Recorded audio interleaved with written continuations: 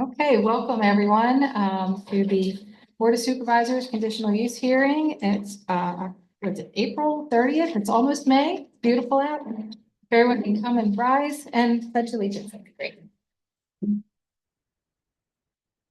Pledge allegiance to the flag of the United States of America, to the republic for which it stands, one nation under God, indivisible, with liberty and justice for all. Apologize if it's a little warm in here. Here with the cross breeze here. I did want to make an announcement that we did have an executive session before this meeting today, April 30th, for a matter of personnel, in specific, the finance director position, and a matter of legal in specific land use issue. And also mentioning that this evening's meeting is being recorded or broadcast. Yeah. Action items of meeting minutes from April 21st. Does anyone have a motion? So moved. Second. Any questions from the audience? All in favor? Aye. Aye. Minutes are approved. And then Dave, I'm going to turn it to you for the public hearing. All righty, thank you very much. We have the public hearing for the Pottstown Kimmerton LLC application for conditional use. Hot house. Hot house. What did I say, Pottstown? You did, yeah. Pottstown. We've had many It names. says Pottstown Kimmerton. You're going to correct the record Yes, on the name because the application calls the applicant Pottstown Kimmerton. that's correct. We understand on the record it is correct So name. the correct name of the company is Hot House Kimberton LLC. Okay, so we're corrected from the record. Is there anyone here who's not part of the applicant's crew, applicant's witnesses? Any member of the Just came in and there's one back here. Any member of the public here? We're having a public hearing with this regarding this particular piece of property, conditional use. Does anyone member of the public who's here wish to be a party to the applicant, to this hearing? And typically we would ask whether you received a notice by mailing. That would mean that you're within 500 feet. So you raise your hand, sir. What's your name? Pat McCabe, Okay. our property, 200 bucks. Hot house. You wish to be a party to this hearing. I wish to speak my opinion. I don't know what party of the hearing. Okay. To be a party, that means you would have the opportunity tonight for this hearing to question the witnesses, to put on your own evidence, and to make argument for or against the application. And you would have, if you're accepted as a party, you would have the ability to file an appeal from the decision of the board if you didn't like the decision.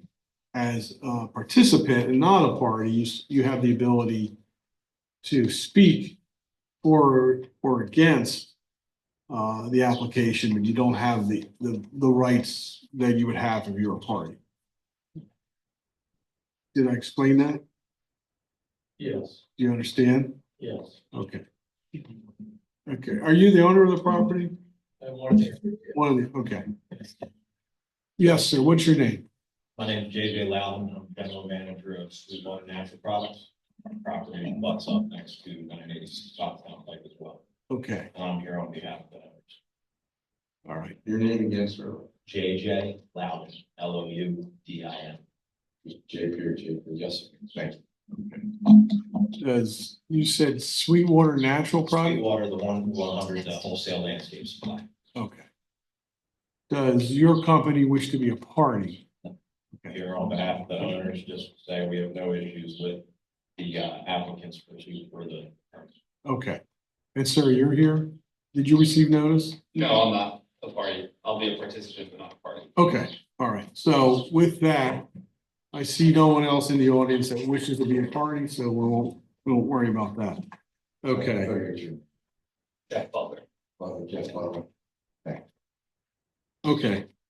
There are just a couple matters of housekeeping. I just want to identify some board exhibits. So the first one would be B1, that would be the conditional use application that was originally submitted by the applicant in this matter. It looks like it was received on January 31st, 2025. B2 is the proof of publication for the original hearing, which was scheduled for March 17th. This was published in the Pottstown Mercury on March the 4th and March the 11th. That's B2. B3 is the affidavit of posting from our zoning officer dated March 7, 2025, indicating where she posted notice of this hearing on the property, and that's B3. B4 is the affidavit of mailing from the township secretary dated, let's see, February 27th, 2025, indicating the properties to whom she mailed notice of the hearing. B4. B5 will be the notes of testimony for the March 17, 2025 hearing, in which we basically continued the matter to tonight. B6 would be the LTL review letter dated March 10, 2025. B7 is the CEG, Cedarville Engineering Group LLC review letter dated March 14, 2025.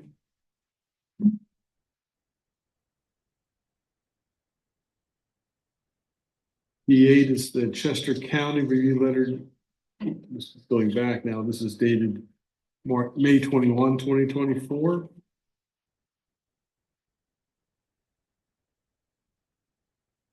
And that are all the board exhibits that I have identified.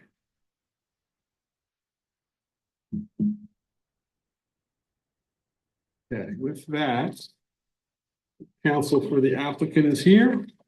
Identify yourself, Mr. Schubert, for the record. Colorado. My name is Christopher Schubert. I'm with the law firm Rieger, Russo, and Darnell, and I'm here tonight on behalf of the applicant, Hot House Condition LLC.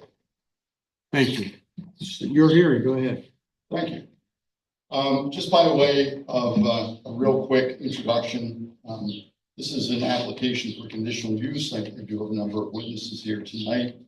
This is for a proposed public storage facility, which would be permitted by conditional use within the underlying zoning district, which is the PCLI district, the more intensive district that the township has, which is located on what I would call the southern parcel, tax map parcel number 25670, which is also 986 Pottstown Pike. And what is proposed is a 102,000 square foot public storage facility and ancillary parking for that facility and landscaping, as well as ultimately that would be used in conjunction with further development, or I should say redevelopment of the northern parcel.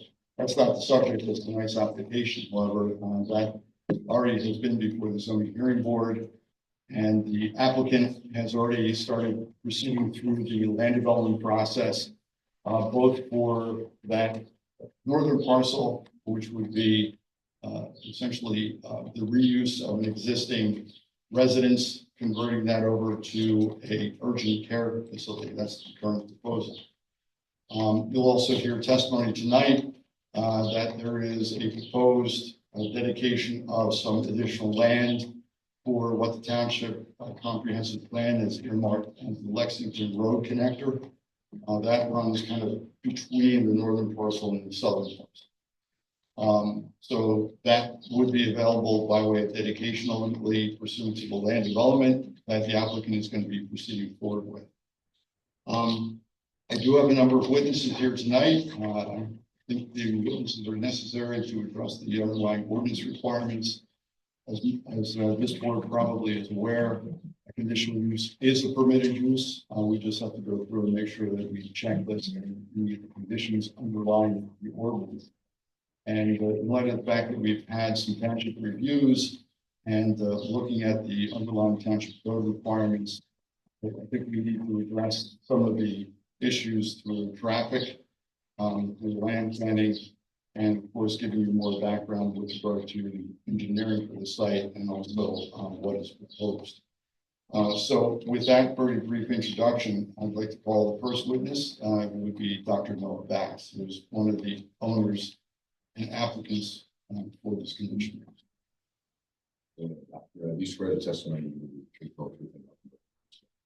I do. And what's your last name? Bass, B-A-S-S. Okay, thank you. Dr. Bass, could you state your address and what you do for a living, sir? My address is 888 Preston Road, Arlesville, Pennsylvania, 19438. I'm a practicing physician. And are you currently affiliated with a medical practice? Yes, I practice at Tri-County Health and Wellness Center located in Phoenixville, Pennsylvania. And I take it that you're familiar with the property that is subject to tonight's conditional use application before the Board of Supervisors? Yes, That property is located on the east side of Route 100, otherwise known as Pottstown Pike. Is that correct? yes, And that's south of Comstock Road. yes, And I stated in my opening, the parcel has an address of 986 Pottstown Pike. Is that right? yes, There's also another parcel that is adjoining that your company also owns. Is that correct? yes. And who was the title owner of those parcels and who's the applicant here tonight? Hothouse Pemberton LLC, the owner. Hothouse Pemberton LLC. Okay, thank you, sir. And let me show you what's been marked as applicant's exhibit A2. Is this the deed by which that company, Hothouse Pemberton LLC, took ownership of both those tracts of land? Yes, And how are you personally affiliated with the underlying company owner? I'm a member of Hothouse Pemberton. Who else is a member of that company? Navneet Sharma. Naveneet Sharma, Sharma. And are you also in practice with Dr. Sharma? Yes, Are you familiar with what is being proposed for the southern tract, parcel 25-6-70? yes, And have you had an opportunity to review the current conditional use application which has been submitted to the township for process? yes. Let me show you what has been marked as applicant's exhibit A3. This is an exhibit entitled aerial photo of subject parcels. Can you identify what parcel of these parcels is the subject of this application? Like, okay, or Yeah, by pointing is fine. And these parcels look like they kind of form an L. yes, So you're pointing to the lower portion of the. Now, I know that the northern parcel is not subject to tonight's application, but could you just very briefly describe what is existing in the northern parcel and then follow through to the southern parcel? On the northern parcel, there is a building. And then the building has 2 floors. First floor is currently commercial office space, and the second floor are 2 apartments. And have you pursued some application for that northern parcel in the past? Is that correct? Yeah, as part of land development for the northern parcels, with the township review both parcels, and I think the first thing was that we wanted to help us move the lot line to make the southern portion of the parcel a little bit larger. So then we went by that change.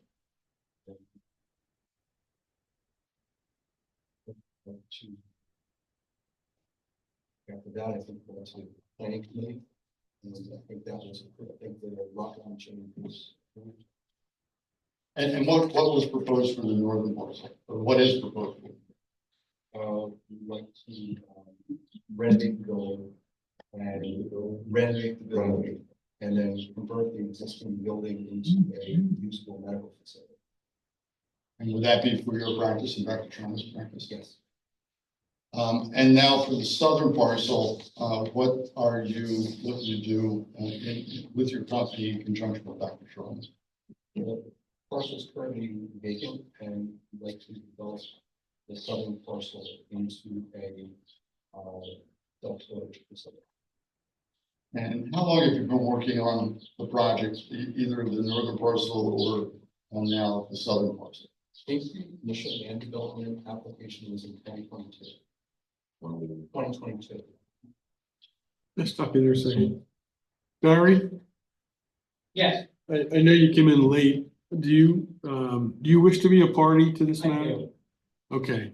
Could you come up here for a second? I'm sorry, let me just interrupt for a minute, just so we can get you on the record. You own a parcel near this applicant. Adjoining. Okay. You can just, so we can get you on the records, name and address. You write in there, just, No, just so he can take it. oh, sure. It's Barry, Barry, Deliberò, DI, capital LIBERO, 1012 Pottstown Pike, Chester Springs, PA, and also 1016 Pottstown Pike, Chester Springs. Are both parcels adjacent to this subject parcel? Mine, the 1012 adjoins it, and the next one is within 500 feet. Okay, and were you, or the companies that own these parcels, received notice, $500 notice? The 1012 did. I don't know if 1016 did. Okay. All right. Do you have any objection? I don't have any objection. I think just one question. Could you identify, Sure. and I don't know if you can do this on this aerial map. Yeah, it's no problem. I am this one right here. All right, thank you. You have no objection? No objection. Okay. Anything you're else? municipal. Thank you. Appreciate Sure. the courtesy. No problem. Okay, go ahead.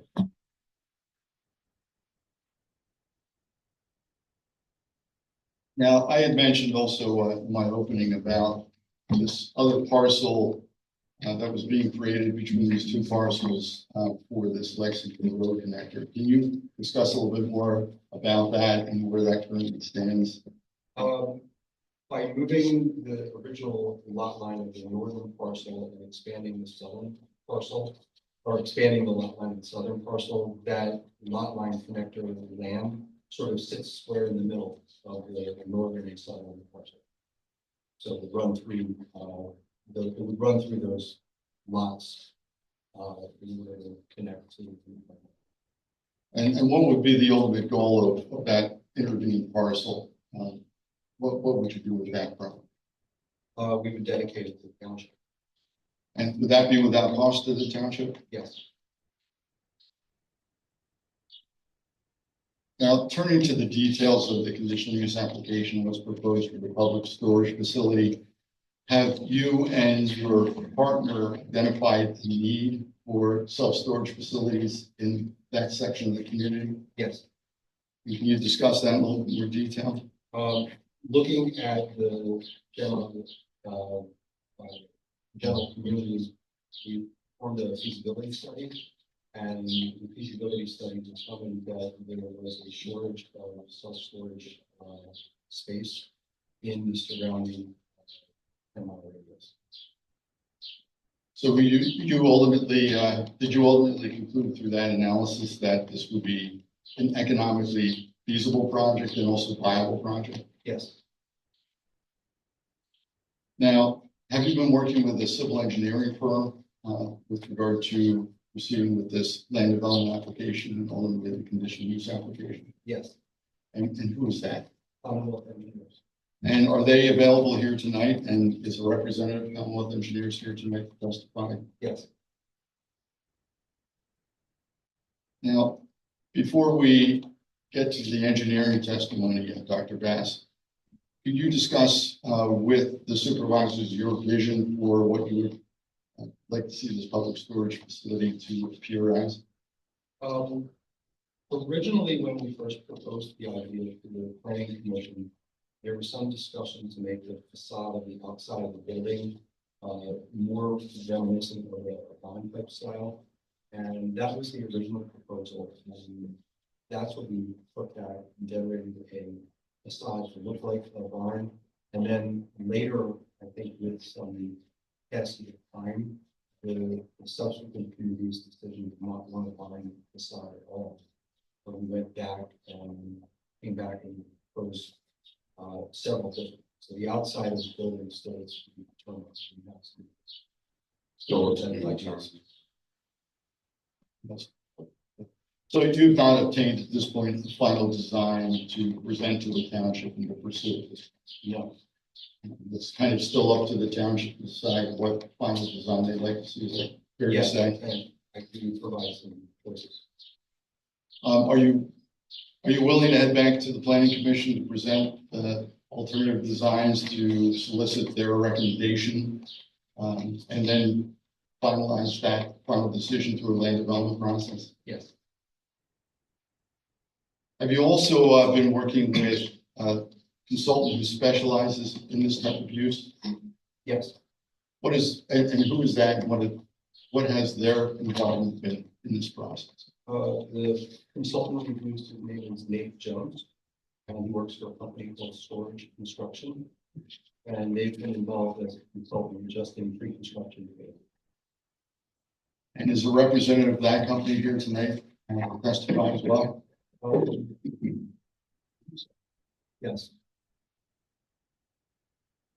And then once the planning commission provides a final recommendation as to the building facade design, are you prepared to engage this company to move forward with a final design as well as have an architect prepare a final design for the building? Yes. What's the current proposed footprint of the public storage facility? I believe the footprint, the entire square footage is 102,000 square feet. However, it would be on 3 stories, which would mean the footprint would be 1/3 of that, which would be 38,000. 36,000. We're on an engineering testify. That's not. I think the footprint is Footprint. 102 and then we have 3 story. All right, we'll have Mr. Hagney talk about that.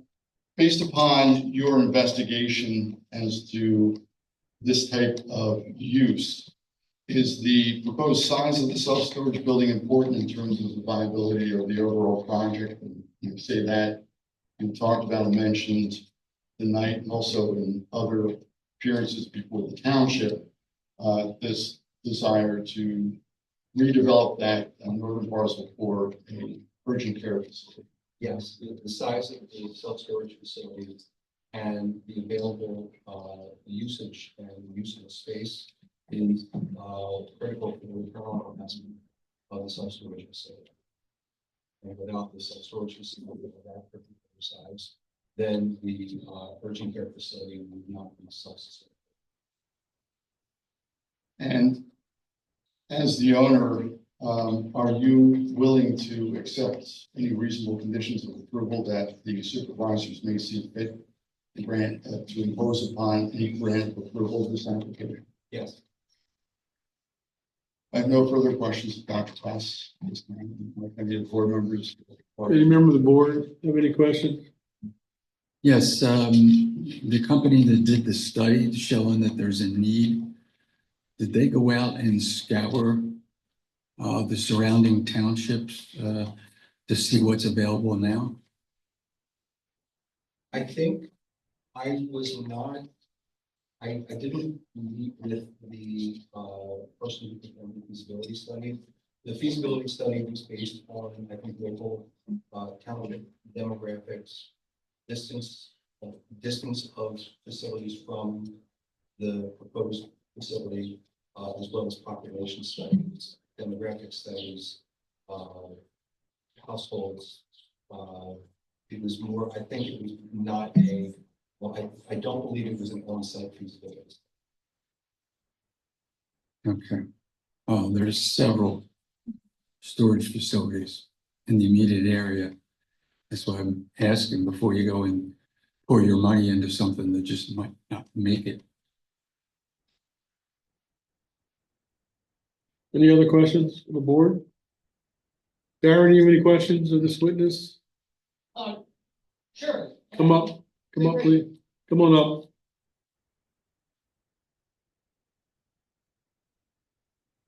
I've followed this for a long time.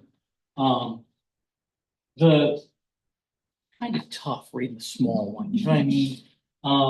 So the building is going to be, can you maybe show me on the map exactly how this is laid out? Because this is Route 100 here heading north. Building location is going to be, We do have another witness, Mr. Higley, who's now up in front of this larger plan, so I don't know if you were going to wait for Mr. Higley to testify about the details of what is shown. So Mr. Higgins, Higley, is he an architect? he is with project manager with Commonwealth. Okay. okay, well, I can, if I could just kind of hang out and watch your presentation from here, that'd be fine. Okay, that's fine. Did you have other questions or just regarding? If I hear his presentation, then maybe my questions will be answered. Why don't you grab a chair over here, man? That'd be great, thank you. All right. No other questions then, Barry? All right. Give me.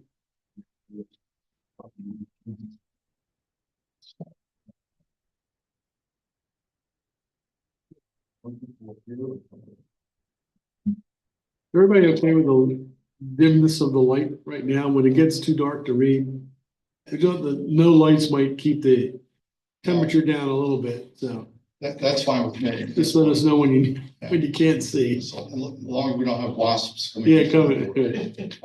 Sir, you swear the testimony you will be people. I do. Mr. Higley, could you state your full name and your business address for the record?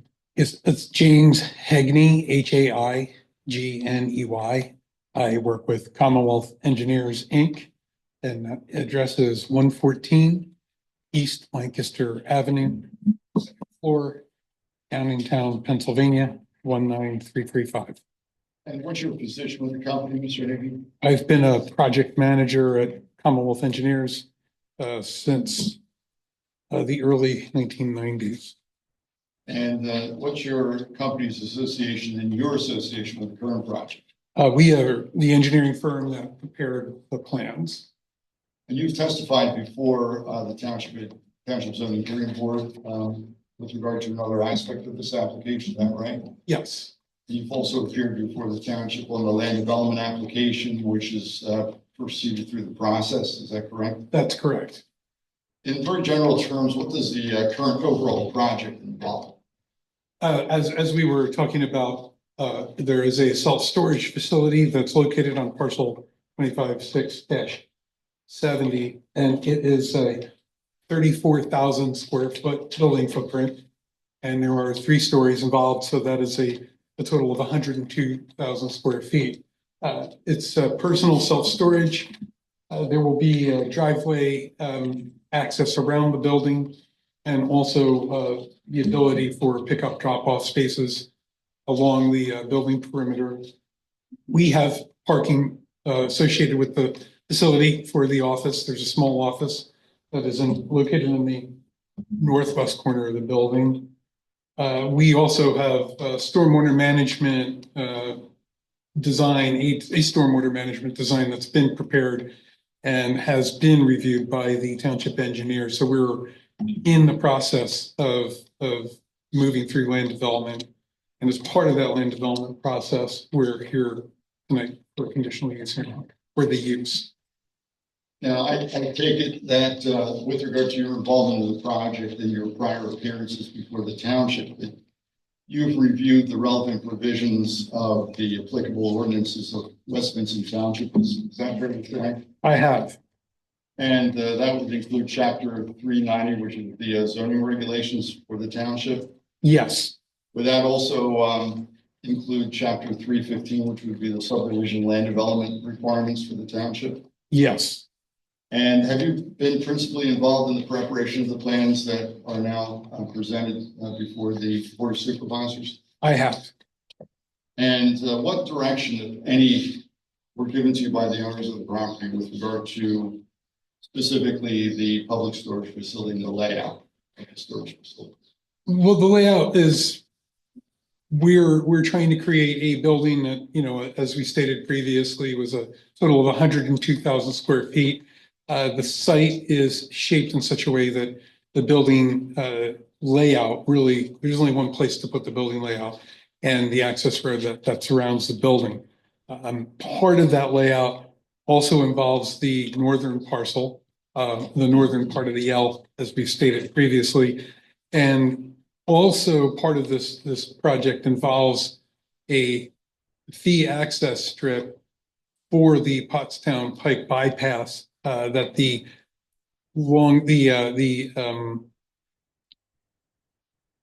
township's comprehensive plan as stated as part of their overlay district. So we've been mindful of providing that access through our site, and we chose the access at a point that was the most viable from a PennDOT perspective in terms of site distance.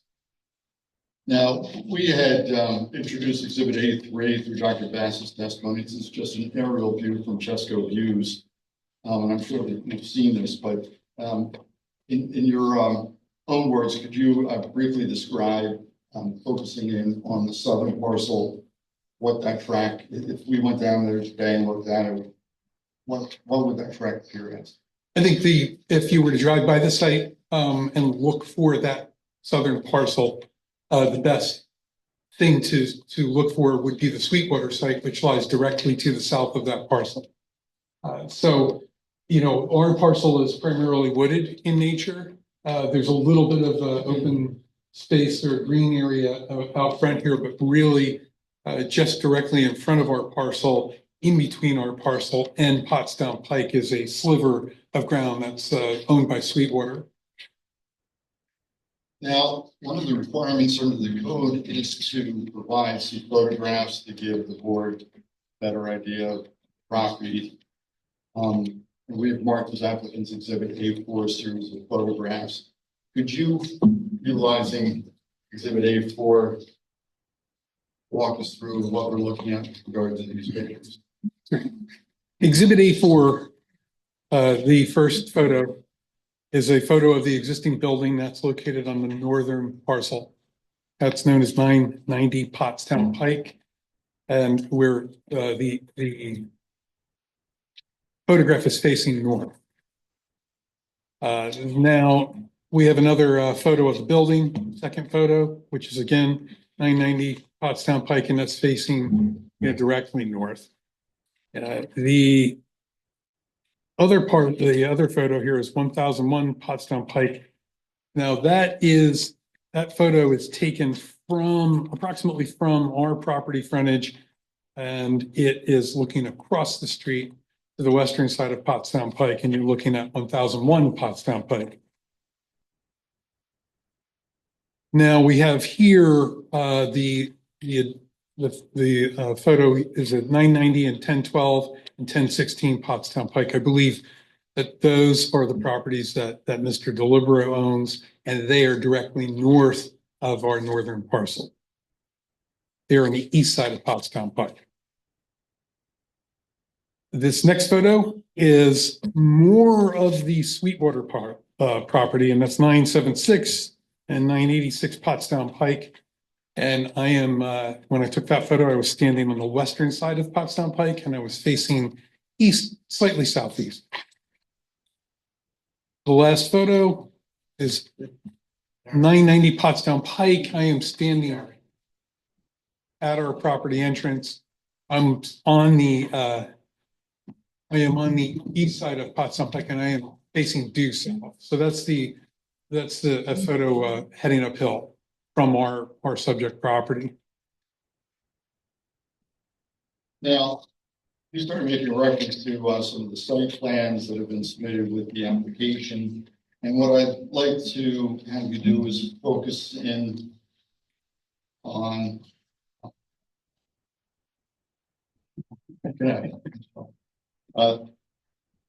which is a site plan entitled Title Plan, Conditional Use Plan for Pothouse Pennington LLC. That has been marked in the exhibit package with supervisors A5. You know the larger plan that you can. I do. All right, so looking at what you have in the exhibit packet and the larger 24 by 36 inch plan that is now before the supervisors, are they're essentially the same plan? Is that Those correct? plans are identical. All right, and for purposes of the record, if you want to mark the larger exhibit 24 by 36 inch exhibit as A5.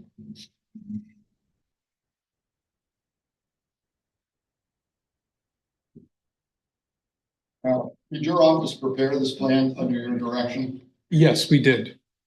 And can you, again, focusing in on the subject property, but also the other parcel that would be, that we characterize as the northern parcel, as well as the area to be dedicated for the Lexington Road Connector. Can you kind of walk through with this plan some of the significant features of the property?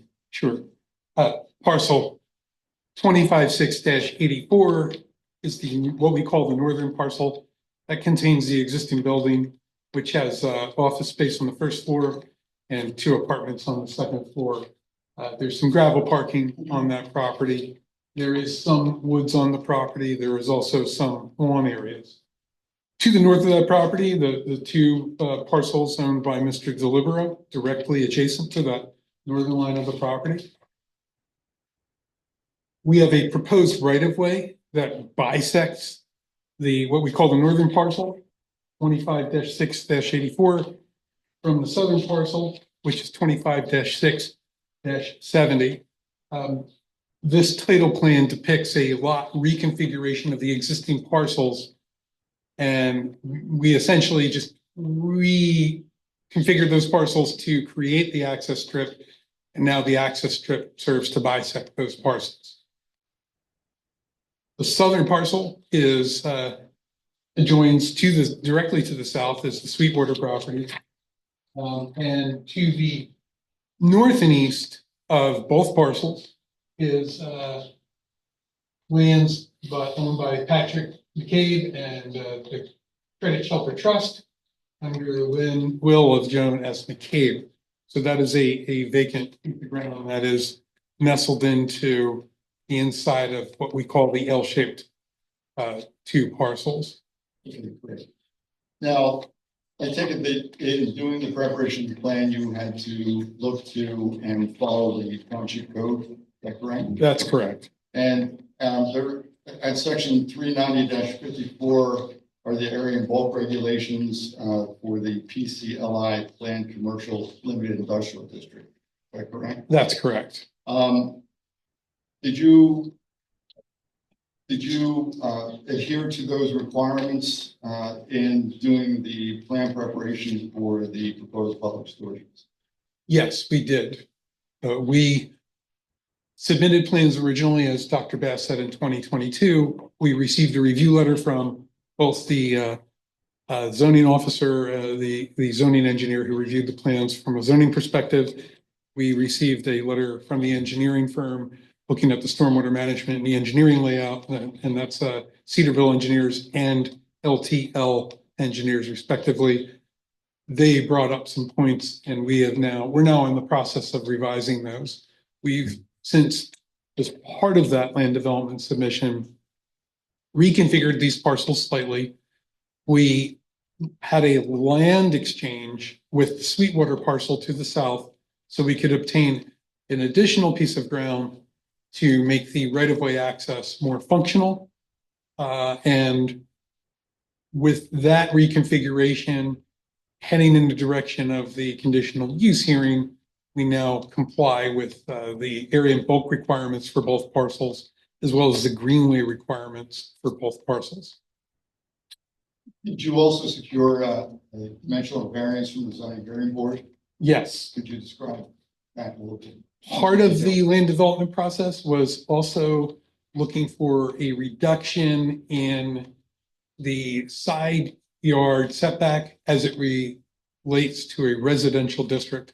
So along the bottom portion of the L, the northern property line of that bottom parcel, 25-6-70, we sought and obtained variance relief to create a 35-foot side yard setback along that parcel that abuts and it joins the residential parcel to the north, which is undeveloped.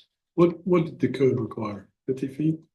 The code requires a total of 75 feet from a residential zone district. So we sought and received that. And the reason being for the relief request was that we wanted to make the building look less obtrusive. It would have been much longer. It would have stuck out closer to Pottstown Pike. By getting a slight bit of relief along that side yard line, we were able to make the building more compact. More. Compact. More compact. Now, Mr. Hegney, you had mentioned that the project complies with the Greenway land requirements of the code, is that right? That's correct. Are they set forth at section 390-55? Yes.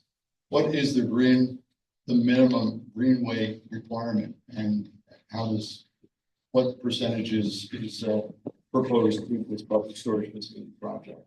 I believe that we're looking for a 50% greenway for both parcels. And the ordinance allows for a blending of that total greenway area between northern and southern parcel as part of the overall land development plan.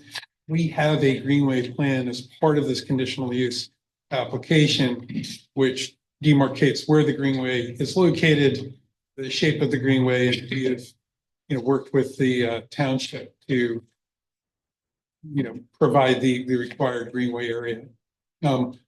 It should be noted that a fee in lieu of could be offered to the township to reduce the amount of greenway, but we do not need to do that as part of our providing the required greenway. We're able to meet that minimum greenway requirement for both parcels. And has the township engineer reviewed that requirement as well in his review? The township engineer has reviewed this plan, but has not reviewed the latest iteration because we are here at the conditional use hearing and moving through the process. But there was discussion with regards to the greenway requirement pursuant to the land development, is that correct? That's correct. And were you and him both on the same page regarding how you were interpreting and applying that greenway land requirement? That is correct. And we have review letters. I guess I'm stating that our current iteration is we're in the process of resubmitting, but yes. Now, one of the requirements is whether the owner would be permanently protecting the greenway land through an appropriate conservation easement. Would that be, in your estimation, an acceptable condition? Yes, that's a typical and acceptable condition. And the code talks about internal greenway land and external greenway land. Can you differentiate between the two of those and how this project complies with that? And I would say that internal greenway land is what I would consider parking islands, things of that nature. External greenway land is what I would consider to be something that's a little more robust and functional and is supposed to function in concert with, undeveloped properties, adjoining properties, and provide more of a buffer for the site. And do you believe again that this project and what is proposed for the layout of the facility is going to comply with all those objective requirements? Yeah, I do. Let's turn next to the other plan that you were referring to, what's called the improvements construction plan. And that's been marked in the exhibit packet as A6. I think what we have is sheet 5. Improvements construction plan. You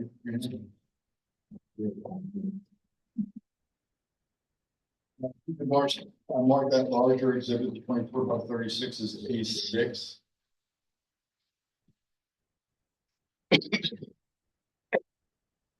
Mr. Hickey, what does this plan show? This plan shows the site grading. It shows the existing contours. It shows a slight area of a fill pile encroachment on the southern property I'm line. sorry, could you repeat that, sir? Good one. Oh, that's what you just said. A slight area of encroachment. Oh, okay. It shows the proposed grading for our site. It shows a retaining wall on the southern line, and it will show another retaining wall on the northern property line. It shows stormwater management facilities that are on the western portion of the site.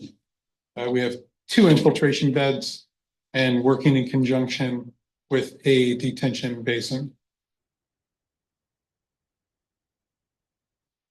And again, this plan was prepared by your office under your direction. That's correct. And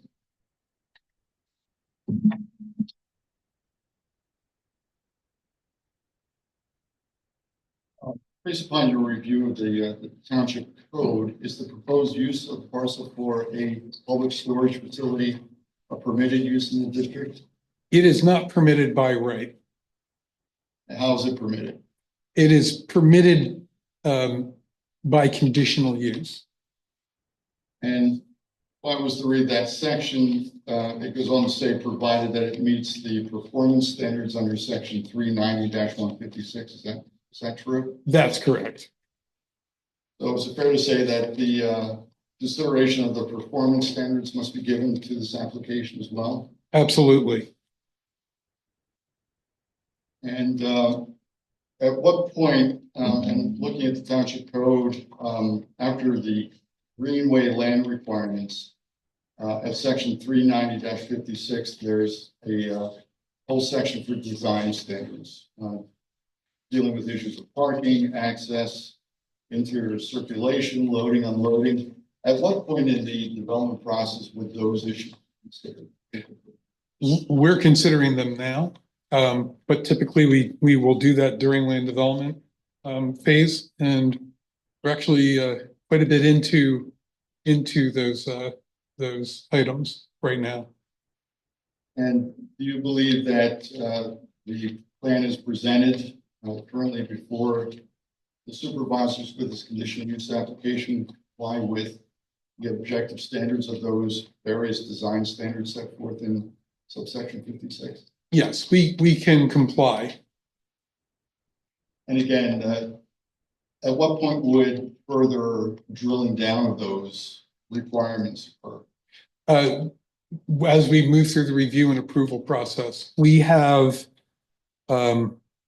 review letters from your township engineer for the stormwater and the layout. We have a review letter from your landscape architect engineer for the township, that consultant. We have a review letter from the township traffic planner. We have a zoning review from Cedarville engineers. So we are addressing those letters as we speak. And is there anything where you know in those review letters that the applicant is saying they cannot comply with or will not comply with? We've at this point crossed over the hurdles for those things, and now we're getting more into just tightening everything up, our current design. Now, in terms of the aesthetics of the proposed building, has any thought been given in terms of the facade design? I know Dr. Bassett mentioned when this was presented back in 2023 that the planning commission was interested in a barn style design. Can you talk about in a little bit more detail the evolution of that issue? Prior to the zoning hearing application for the relief of the side yard as it relates to the residential zoning district to the north, we did talk about the building aesthetic. We prepared a rendering of a barn facade. It was not specifically our elevation drawing, but it was a comparable elevation drawing. And we presented that drawing to the planning commission. We also presented it to the zoning hearing board. And at the time, people seemed amenable to the barn facade look. Since then, after we received our zoning hearing relief and we made the conditional use application, and we had what I'd call a 1-year hiatus to do a land exchange with the Sweetwater folks to the south. The planning commission got back to us and said, we're not thrilled about a giant barn look. We would like other options. We since came back and prepared other options and presented them to the planning commission. And the planning commission seemed to favorably look on some of the options over some of the other options. We've, in short, prepared multiple iterations of elevations of the site.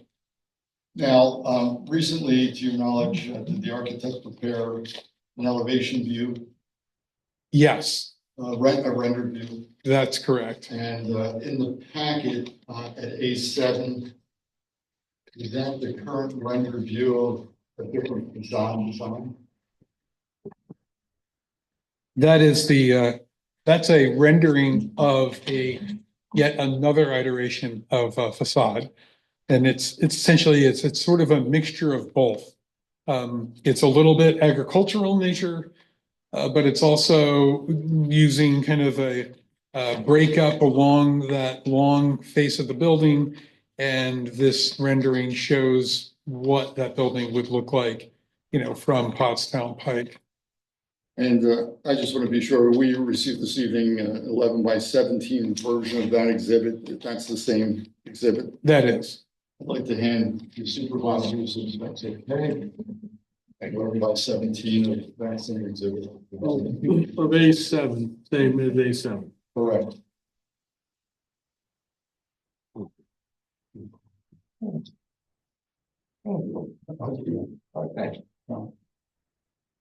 Okay.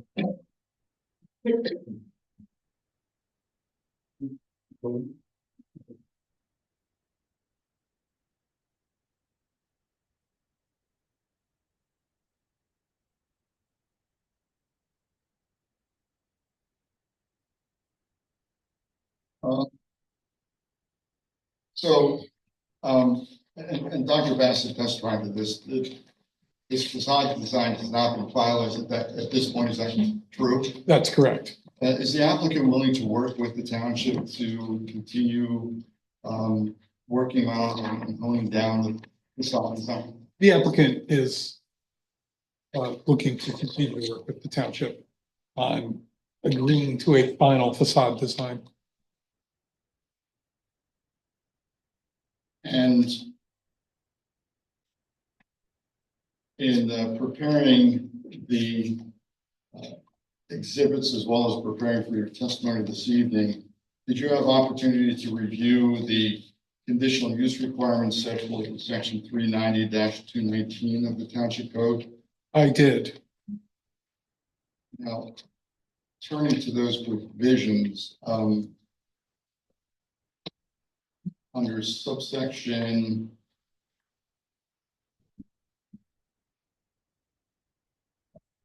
A3A, there is a requirement for providing site photographs. There's actually a whole listing of items to be provided under that section of the code. Are you familiar with that section? I am. From what you prepared,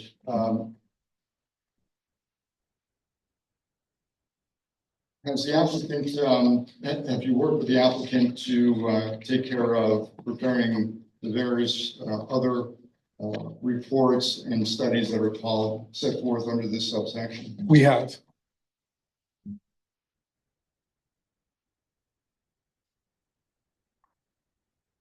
And specifically, under the next item, subsection 3B calls for soils report, stormwater management feasibility report. Has that been completed? Yes, we have prepared a stormwater management design. That stormwater management design was reviewed by the township engineer. We have not resubmitted our revisions pending this conditional use hearing, which could affect the layout and subsequently the design parameters. And let me direct your attention to exhibit A8. This is a document titled Post-Construction Stormwater Management Plan Narrative for the Pothouse Pemberton LLC Self-Storage. Was your engineering firm involved in the preparation of this report? Yes, we prepared that. And that would have been pursuant to, in conjunction with soil testing of the site? That's correct. We needed viable infiltration testing to infiltrate the difference in volume pre to post for the 2-year storm event. And do you believe, based upon your familiarity with the township codes, that this report meets the objective requirements, at least at this stage, for conditional use of what's called, which is called for under the township code? It does.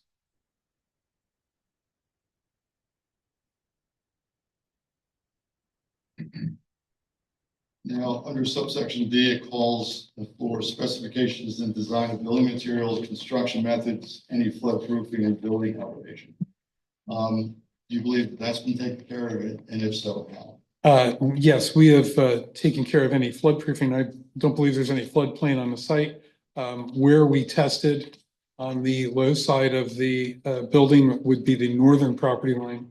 There was no evidence of groundwater, so we don't anticipate any structural issues involved with flood proofing the building. If we encounter any in the future, we always can take care of that, as part of moving through the design process once we get full architectural plans. But again, really between the retaining walls on the southern side and the retaining wall on the northern side, we're good to go. And at what point would your firm finalize building elevations? We start that process around now, and as you can see, we've engaged an architect that's looked at renderings, looked at elevation drawings, and is starting to look at the layout. The next subsection, A3E of the code, provides for these details concerning cut and fill areas, grading, and landscaping. Is consideration be given to that? Oh, yes, we took a look at that. This is a lot of dirt. And we took a look at the balance between the cut and fill and designed that plan accordingly. And direct your attention to applicant's exhibit A9.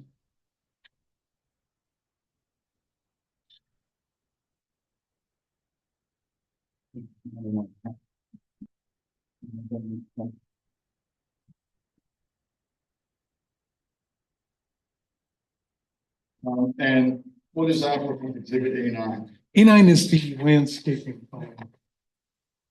You have a larger version of that? I do.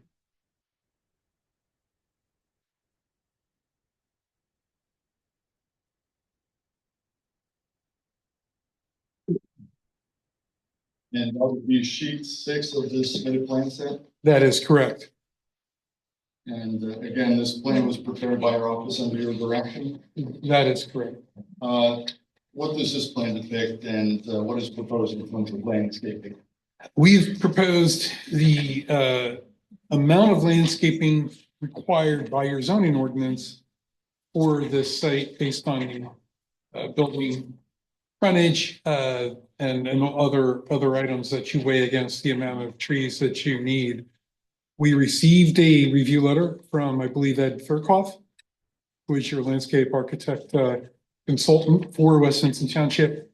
Ed had some comments, and we are now engaged with the landscape architect, and we're following up on Ed's review letter comments. Can you provide a little bit more detail as to what's proposed to help mitigate any off-site views of this facility? Our focus was along the western property line to plant. There's 2 reasons we did this. Our site is wooded, and if you look at the eastern or bottom shape of the L, if you go, due east to the property line, it is all wooded. One of the planning commission members stated, "We do not want you to cut down trees just to plant trees." And I thought that was a great idea. And we avoided any kind of tree planting or showing trees in the area of the wooded area, the woodlands that are not to be disturbed on the eastern face of the property. We did what we could along the northern property line, and we're working on obtaining more ground along that line. And I'm working with the landscape architect to change that northern property line for more screening. And finally, the western side over by the stormwater management facilities, we're creating a screening and buffer area for Pottstown Pike. Over time, our goal is that the building's going to be a little less obtrusive if you're heading south on Pottstown Pike. The next issue under paragraph 3F involves a description of utilities and water supply and sanitary sewage. Has that consideration been given to this conditional use application? Yes.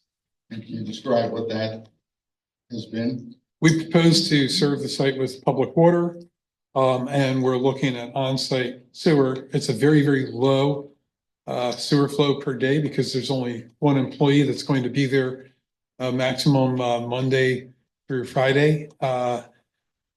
And we're looking at utilizing a holding tank. We have obtained a letter from Pennsylvania DEP for a sewer planning module exemption. So we've been through the process with PADEP in that regard. And, you know, a holding tank is the innocuous device that fits a very, very low amount of sewer flows for the one office on the site. Well, let me show you what's been marked as applicant's exhibit A10. It's a reference to an exemption letter from Pennsylvania DEP. That is correct. Is that the letter? That is the letter.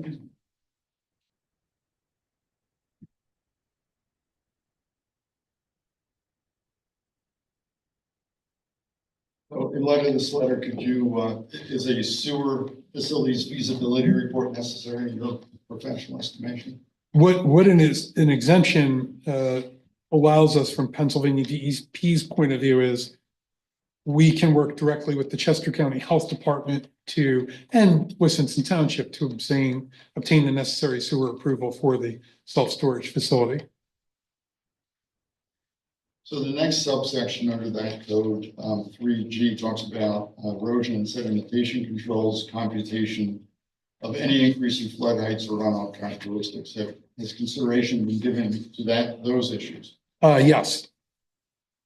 And please discuss what are the conclusions you came to in that regard. Well, we have prepared an erosion and sediment control plan. And again, that's been submitted as part of the original land development application. When we move through the process with a larger land development like this, it takes a little bit of time before we engage with Pennsylvania DEP. Since we are over 1 acre of disturbance on this site, we will need to apply for and obtain an NPDES permit for sediment discharge. You know, it's to protect that. It also, as part of that design, involves the stormwater management design for the site. Turning to the next section, 3H requires a listing of all required federal, state, local permits. Have you prepared that exhibit? Yes, I did. And I show you applicant's exhibit A11. This is your letter, is that correct? That's correct. And what does this report to show? That's a list of all of the federal and state permits that we need to obtain for plan approval. Next, section 3I requires an engineer certified design for foundations, flood roofing, and associated requirements. I guess in accordance with the prior testimony, flood proofing is not necessary for the site. Flood proofing is not necessary. The plans will be sealed by a registered architect. And at what stage would a foundation plan be prepared? We're getting there. Once I think at our next iteration of revisions, we're going to have the internal layout of the building. We'll be looking at the foundation, and we're getting into some of that structural stuff.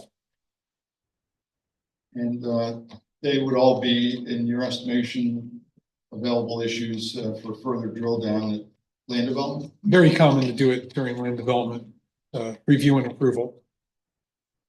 And finally, subsection 3J talks about a traffic study for this conditional use. You're not a traffic engineer, but does the applicant have a traffic engineer here tonight? Yes, we have a traffic engineer here tonight.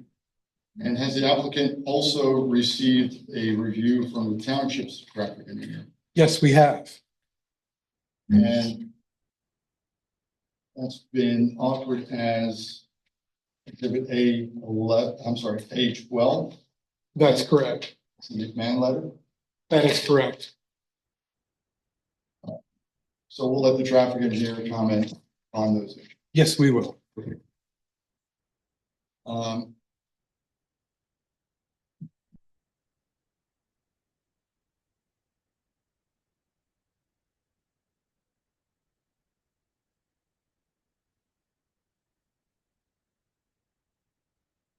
Now, you'd also referenced that we have received a review from the township engineer, LTL Consultants. That's correct. I have marked as applicant's exhibit A13, a letter from LTL dated March 10, 2025. Have you seen that document before? Yes, I have. Is there anything in this document in terms of the review comments that you believe are going to present any problems moving forward with land development? No.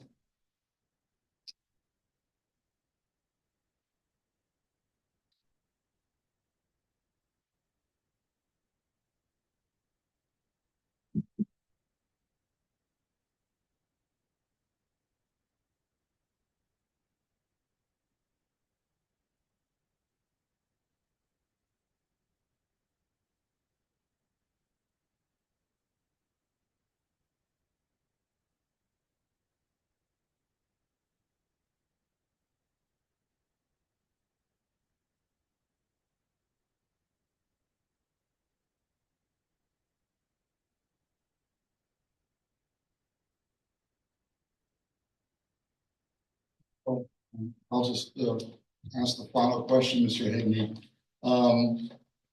Based upon some of these issues to be further developed during a land development process, if there are any issues of concern that would be raised by the supervisors, in your estimation, could they be made reasonable conditions of any approval supervisors might grant this application? They can. I have no further questions of Mr. Higney. Thank you. Any member of the board have any questions? Yes. Go ahead. I noticed there's two retaining walls. One on one side of the building, one on the other. Do you know how high those retaining walls are proposed to be? Yes, the northern retaining wall is the shorter of the two, and that's along the northern property line. That's approximately 5 feet in height. The southern retaining wall varies in height, and it steps up from approximately 2 to 3 feet high all the way up to, I believe it's something like 12 feet in the very rear at the center. And that has to do with the disparity in elevation between our site and the Sweetwater site. With respect to the stormwater design, is there a particular storm that your design criteria used in terms of the design? Sure. We looked at the capturing and retaining the difference in volume of the 2-year storm event, but for rate control, and this is again PADEP requirements for the NPDES permit submission, but we're looking at all of the storm events up to the 100-year storm event. In addition to that, I believe that we need to detain, this is rate control as opposed to volume control, but we're supposed to detain the 2-year storm down to that of a 1-year pre-developed storm event. Then we have to, for the 10-year storm event, we have to detain that down to a 2-year pre-developed runoff event. And then everything else we are allowed to match accordingly up to and including the 100-year storm event. So we have looked at that design from that perspective, and we're in the process of revising that design to appease LTL consultants.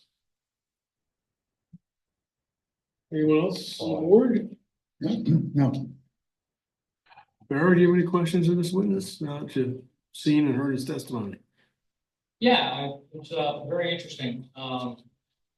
My biggest concern, as it was a year ago and all that, first of all, let me say, I have no problem with the building. I think it's great. That's the application of it. It's an industrial area. God bless you. I think it's great. I don't care if you make it look like a mill, a barn, whatever. You have very modern buildings across the street with Sienna. So, I mean, whatever you do is whatever you do. I'm good with it. My biggest concern is the same thing. It's water. When Mulchman had before there was sweet water, it was Mulchman. And Mulchman denuded the top area and caused a lot of water runoff, which ran across your property, then your neighbor's property, and then onto mine. John Lines at the top has a beautiful, John Lines, Lines, has a beautiful retention basin, and it'll never fail the way he does it. So it's not water running off of John's property, but Sweetwater, after they came in, they stopped a lot of problems. It was really dangerous. The water would literally run out from the back lot, in through the front, down out onto the highway. There were car accidents and all that. Now that I have my security system pointing out towards the road, I got some best of accidents there where they hit the poles and things like that. It's been fascinating over the years. So big concern on Route 100, a lot of water runoff. Again, under Mulchman, going back in history, just to give you an idea, the water would stream out there so bad it would all but flood Dave Frames across the street, 1001, Frames equipment. It would all but get in his door under high rain. So you had about 2 or 3 inches of water at any given time under heavy rains coming across Route 100, which made it hazardous. I mean, life-threatening to people coming down the road. They'd hydroplane because they wouldn't expect all that water. After Sweetwater got it, they cleaned up a lot. So now, as you guys come in, my biggest concern is that that water kind of be directed into those retention basins. Nothing against you guys, but the history of water retention basins, for example, on Shady Lane, still isn't good. The water still runs out on the street. Oh, what lane? Shady Lane. And that was supposed to be fixed and never was. So, my concern is to make sure that that water gets retained. It used to run down across onto my property. Again, water runs downhill, I'm good with that. But in the wintertime, it would freeze. I'd get about 3 inches of ice, which became a liability for me with customers. The rest would run down the driveway out onto Route 100. Again, a hazard for the public. That's my biggest concern, is a hazard to the public. I cut a drainage area back on my property and did some berm work to run it out into my field so that it would get absorbed, and it runs on my property and then onto 1016, my other property, so that that gets absorbed and it's less hazardous out on Route 100 now. I would expect the township would make sure that this water retention area is excessively strong in its ways of holding onto that water, and in the case of a 100-year flood, where is it going to divert if that should overflow? Where does that water go?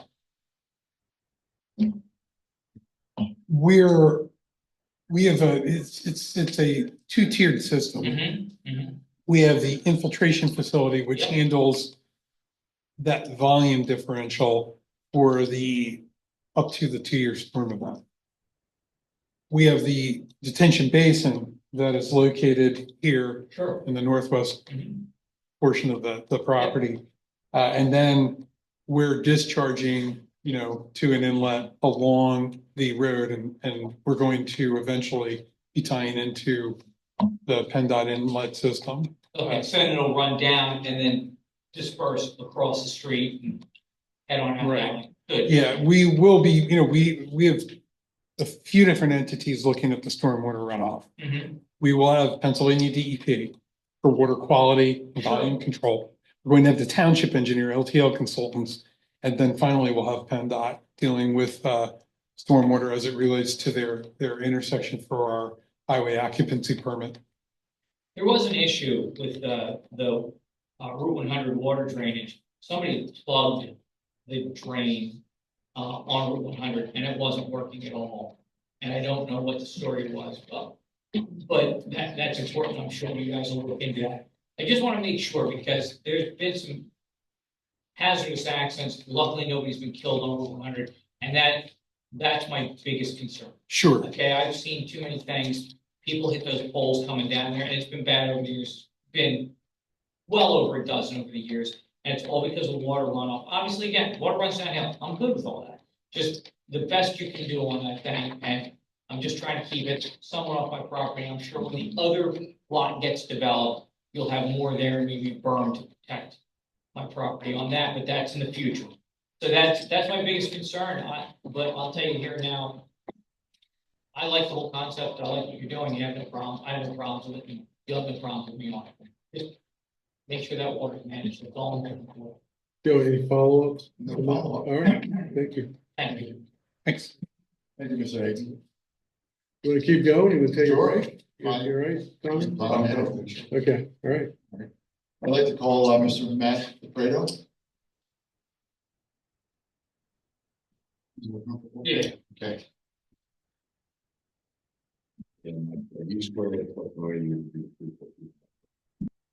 I do. Yeah, Matt DePrato, DePrato. Now, Mr. Bronner, if you could state your business address and what you do for a living? Yes, its storage construction address is 3170 East Prospect Road, York, Pennsylvania, 17402.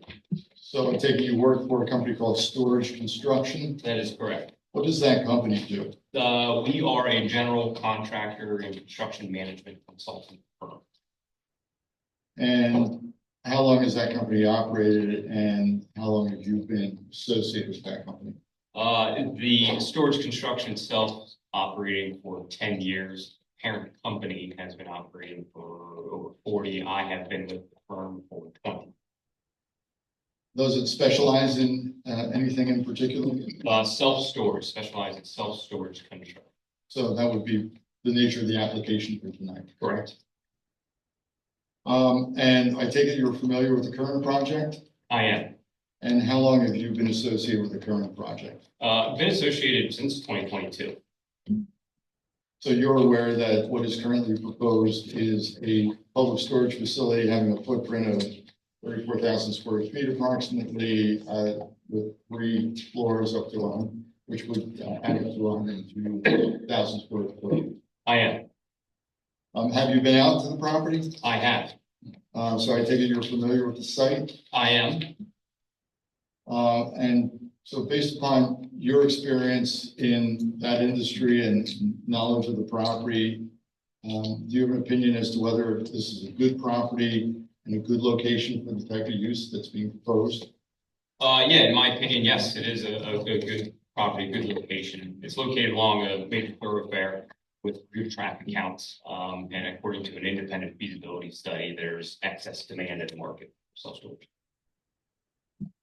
Now, one of the concerns going back through to 2022 when this project was first submitted to the township was what this building would look like. And I think that we were involved at the time when a barn style was being proposed.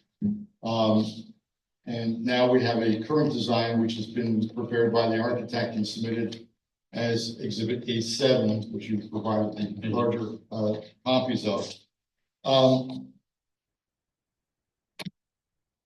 Can you utilizing that A7, because that is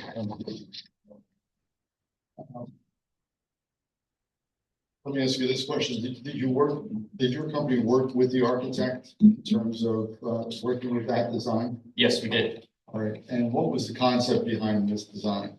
The concept was the several iterations of the facade design, one including the barn, one including modern facade designs. Okay. And in your estimation, does the design as presented on A7 kind of fit with the area and the aesthetic of the area based upon your experience in that industry? Yes, it does. And there have been other facade designs that have been prepared by your company. Is that correct? That is correct. So let me show you what's been marked as applicants exhibit 815, which is in the exhibit packet.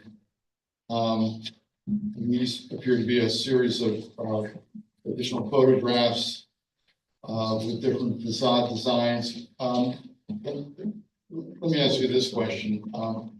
Was this provided by your company to the applicant? Yes, it was. And utilizing A15, can you go through these other facade options and just kind of discuss generally what we're looking at? Yeah, option A is a 3-story self-storage building with mixed materials, mixture of masonry, facade materials, and metal facade materials. Let's go over to option B. Option B is another 3-story self-storage facility, again with some mixed materials, including metal and EFIS system. What kind of EFIS system. Yeah, exterior finishing. Okay, that's right. Yeah. What's your settle? A stucco. Option C. Option C is another 3-story self-storage facility, again with mixed materials, stone, masonry facade, stucco style application in metal. And finally, option D. Option D is yet another 3-story facility utilizing mixed materials, masonry, and metal. Now, have all these options been options that your company has either been involved with to actually construct? Yes, it has. So if we were to go out somewhere where your company has built these facilities, these have all been utilized with design. They have.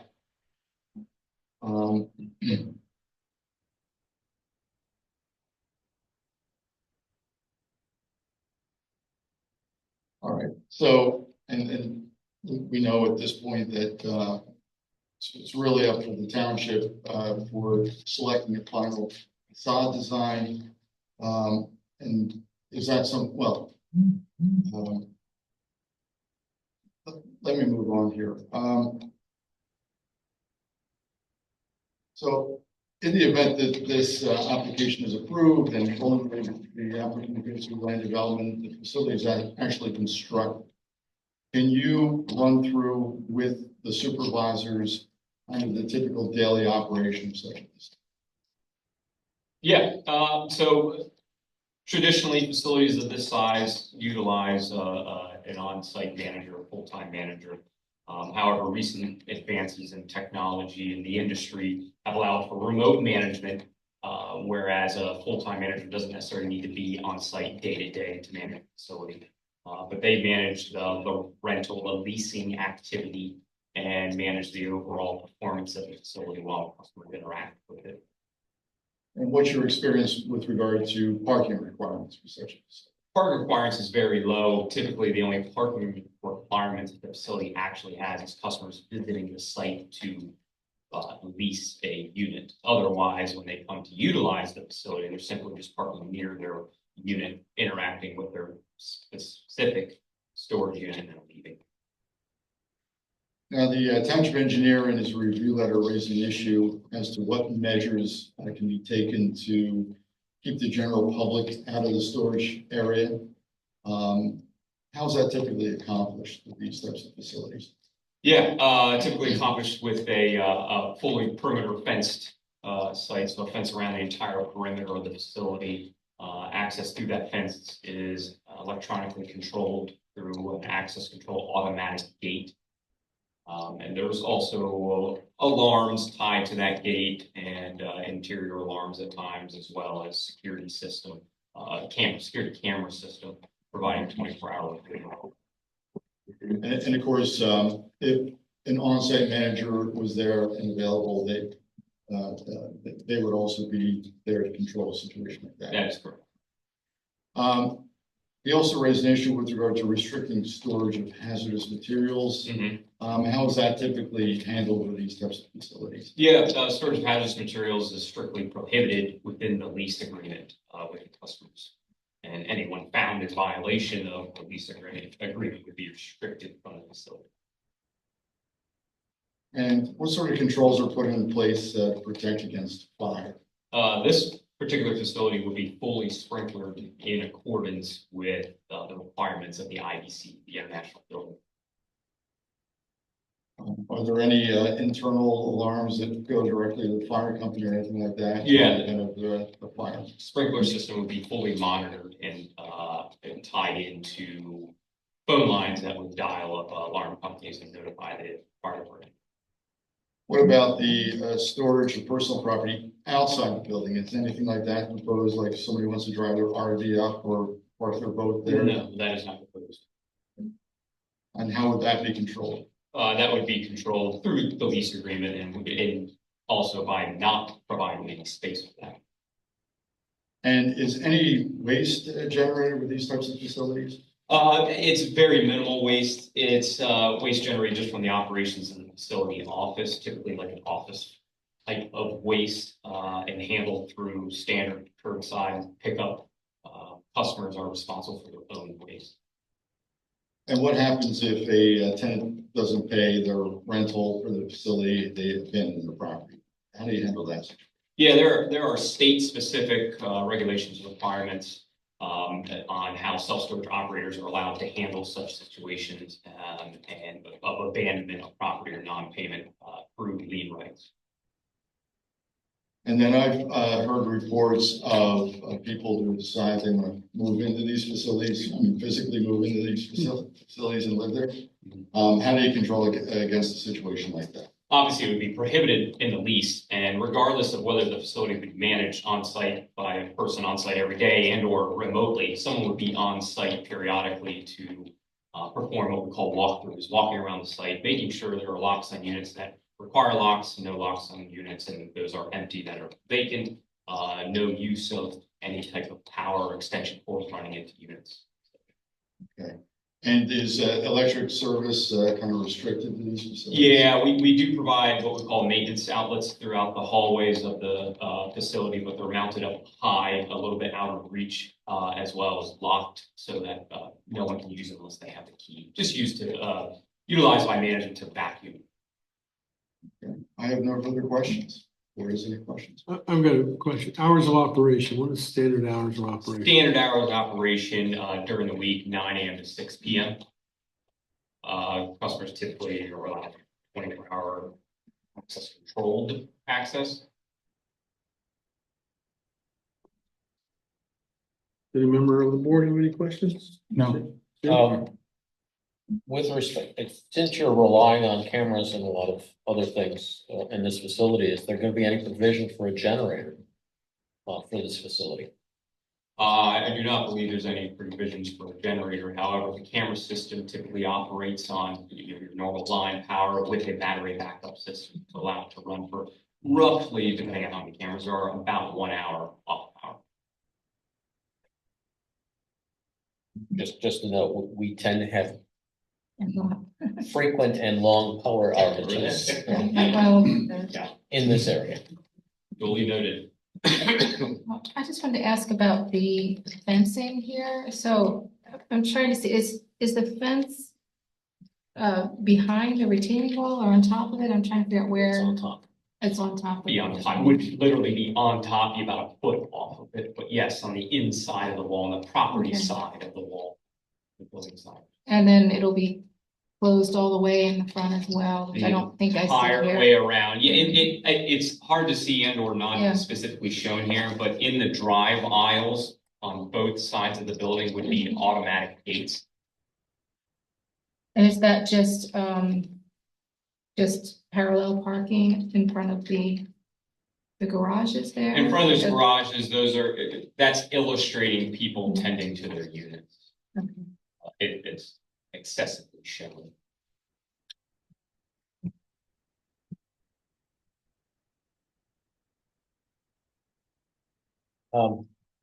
You mentioned sprinklers.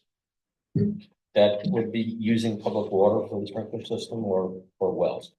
Public water.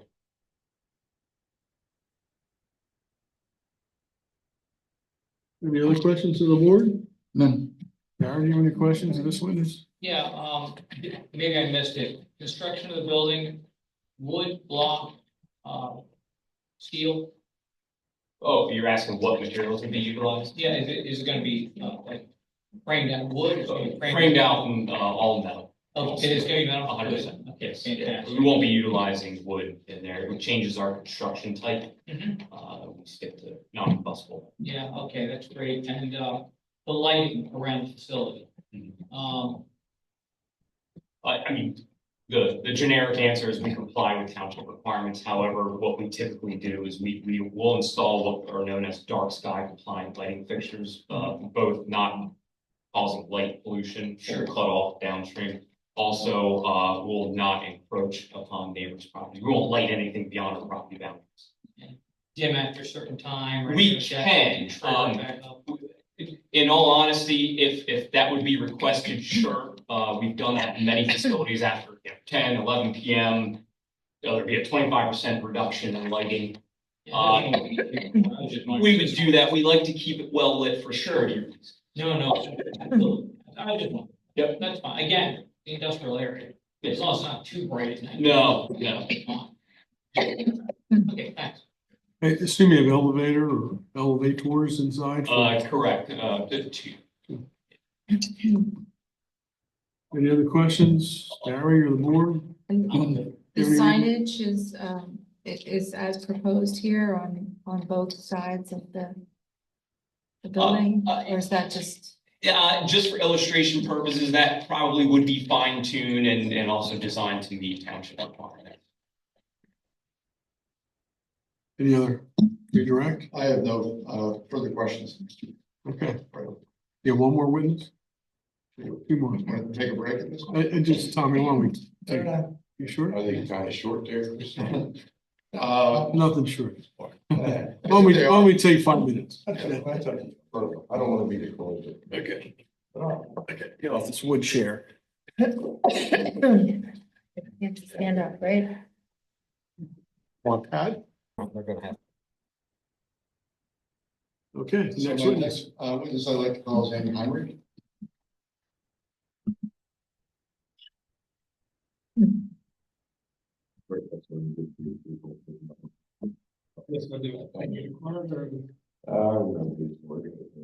I'm good. But yeah, I have doubles, I'll trade it for.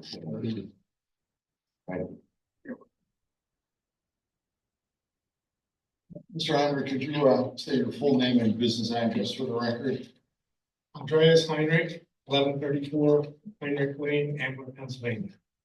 And what's your occupation and what do you do for a living? I'm a traffic engineer. That's my occupation. Okay. And you're a principal of Heinrich and Klein Associates? Yes. And I can go through Mr. Heinrich's qualifications. I'm not sure if you testified here for traffic planning issues. I have in the past, but it's been a while. I'm very familiar with Mr. Heinrich, and I would recommend that he be accepted as an expert in traffic engineering. And just so we're clear, applicants exhibit A16, that is your CV, sir, is that Yes. correct? Yes, great. All right. Now, Mr. Heinrich, do you understand that this application involves the proposed development of a public storage facility on a property which has been testified to previously by both the applicant and most of the community? Yes, I do. And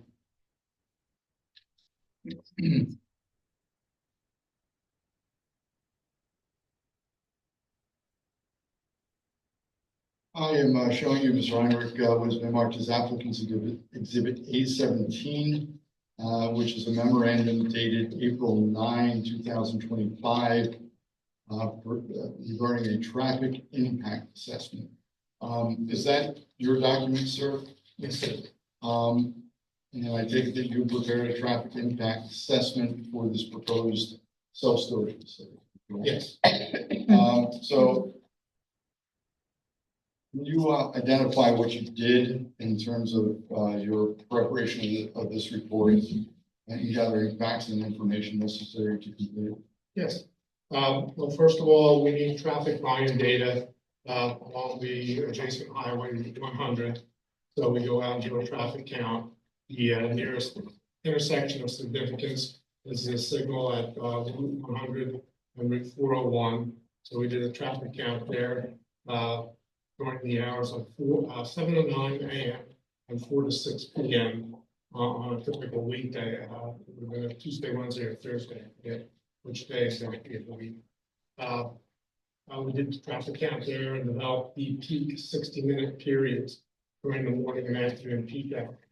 And that, from those counts, we were able to project south on Route 100 to tell how much traffic is flowing in front of the property in question for analyzing site access requirements.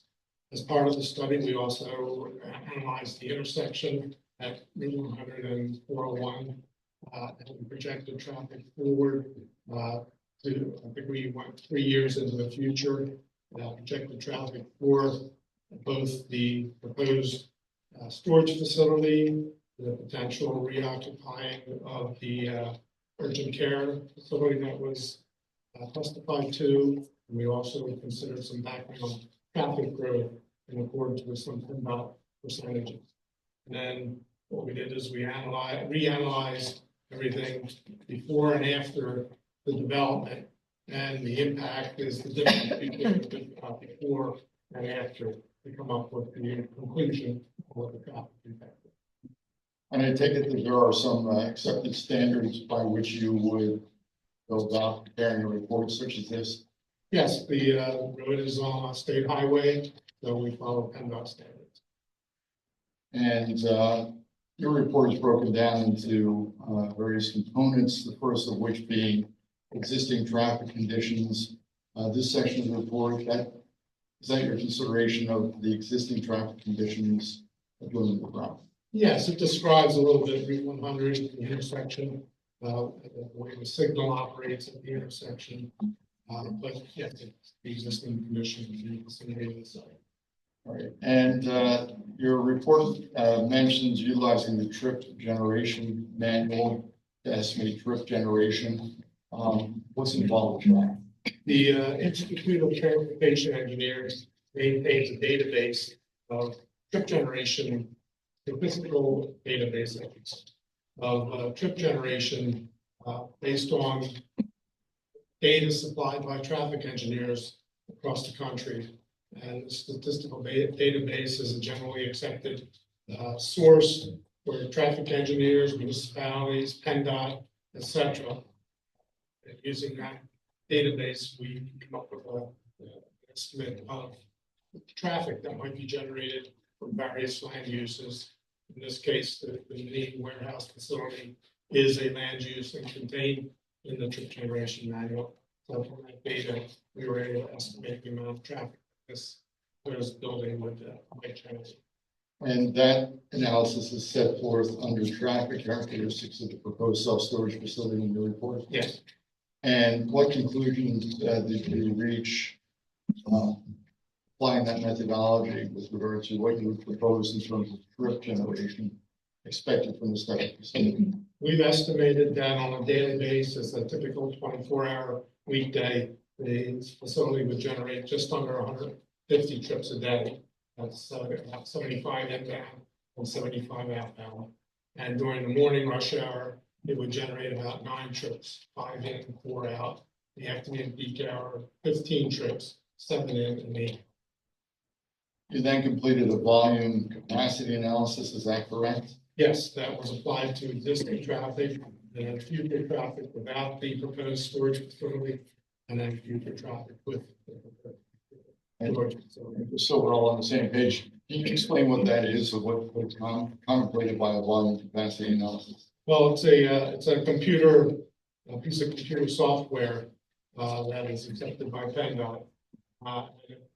Basically, by inputting a lot of data as to the road network, the geometry, how many lanes, the lane widths, the signal, how the signal operates, who gets what green time, et cetera, et cetera.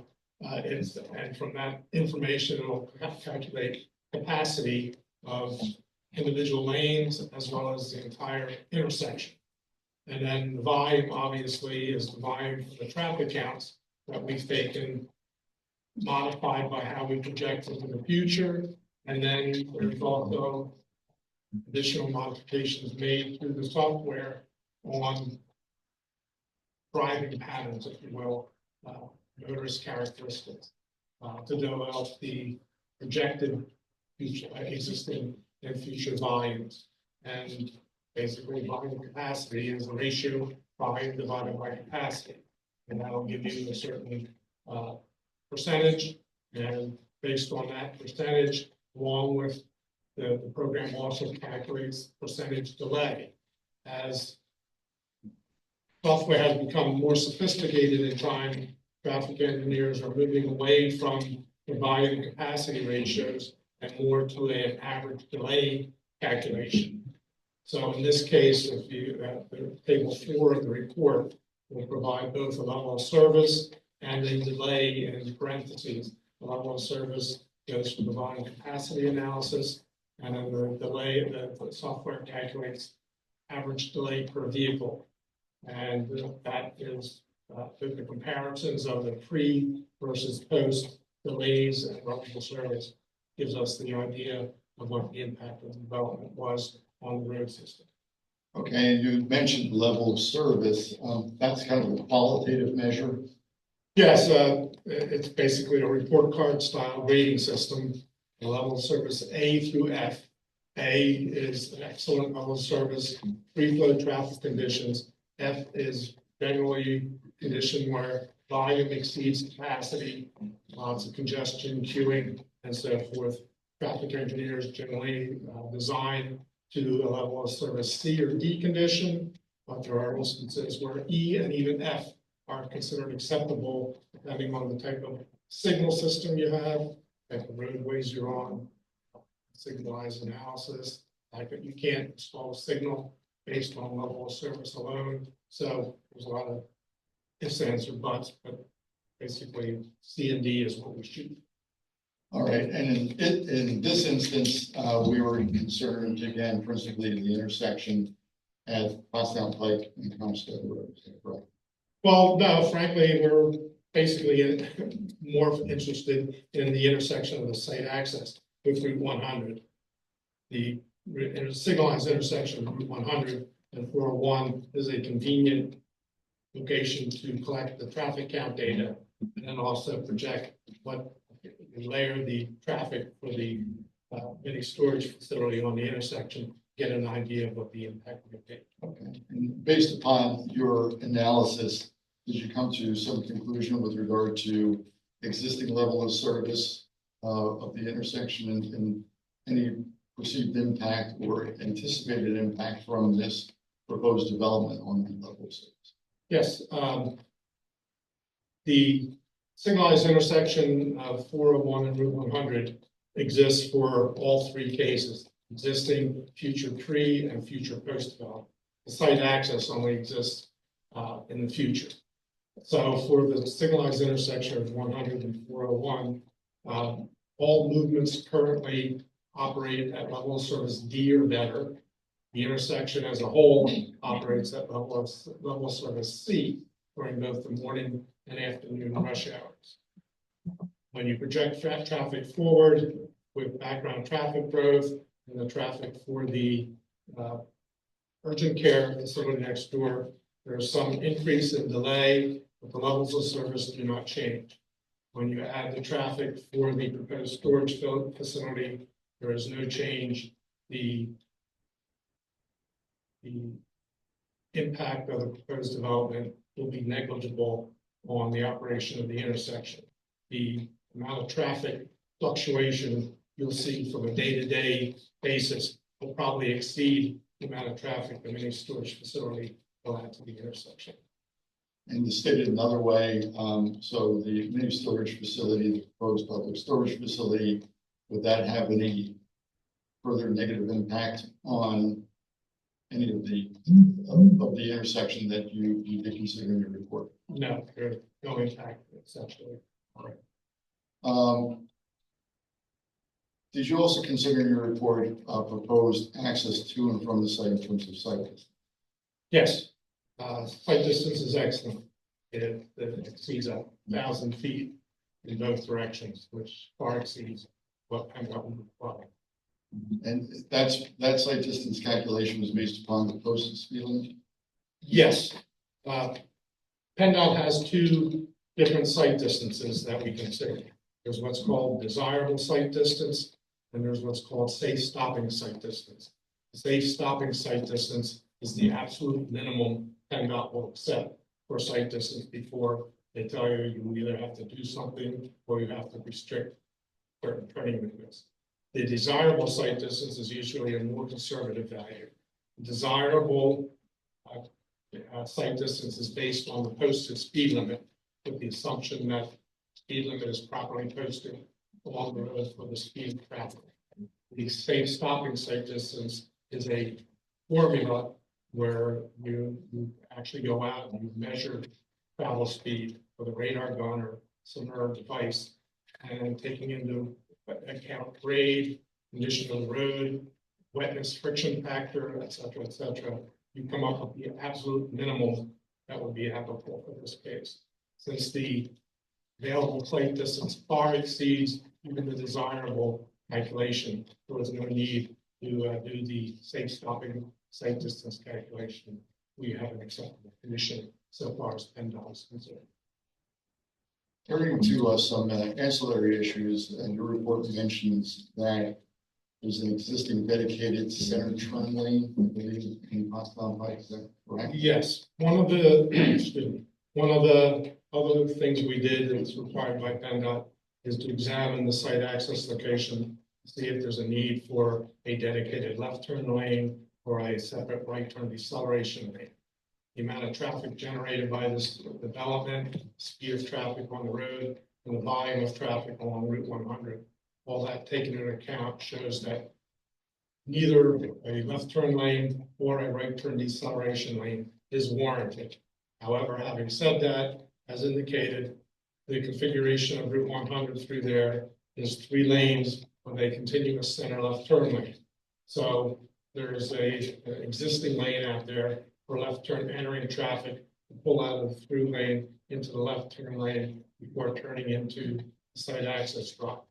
And there's an 8-foot wide or so shoulder on both sides of the road, and traffic coming from the south, which should turn right into the site, can make use of that shoulder to partially complete their turn into the site without affecting traffic. So there are positive features. Yes. Next, are you generally aware of the proposed Lexington Road connector project the township has proposed and set forth in its comprehensive plan? Yes, I'm aware of it. And does this project, to your understanding and discussing it and understanding Mr. Higbie's presentation, is this project at least providing some completion of a portion of that project? Yes, basically, as I view it, the driveway that will be proposed to be constructed to get a PennDOT permit will be what's called a low volume driveway. 1 lane in, 1 lane out. It would be basically a placeholder for the eventual future extension. The next property in that develops, wants to connect to it, right away will be dedicated or offered to the township to preserve that corridor out to Route 100, and the next guy in, depending on what they want to build, and goes back to PennDOT with a new study with their trip generation layered on top of everything else, and you decide what, if anything else is needed at that intersection, and presumably at some point in the future, when the connection is made fully around the Route 401, and you start having public use of the road as a public road, as opposed to perhaps private access, and that becomes more of a PennDOT issue, and you start to see other improvements come into place to accommodate the public use of that connector. But that's further down. That's as pieces start to be completed, you'll see at some point in time, upgrades will be needed to what physically exists along with 100. I have no further questions of Mr. Heinrich at this point. Any member of the board have any questions? None. Barry, you have any questions? No, I think I'm good on that. Okay. Thank you very much. Good seeing you again, Andy. Same here. Last but not least. Excellent. Sort of testimony. I do.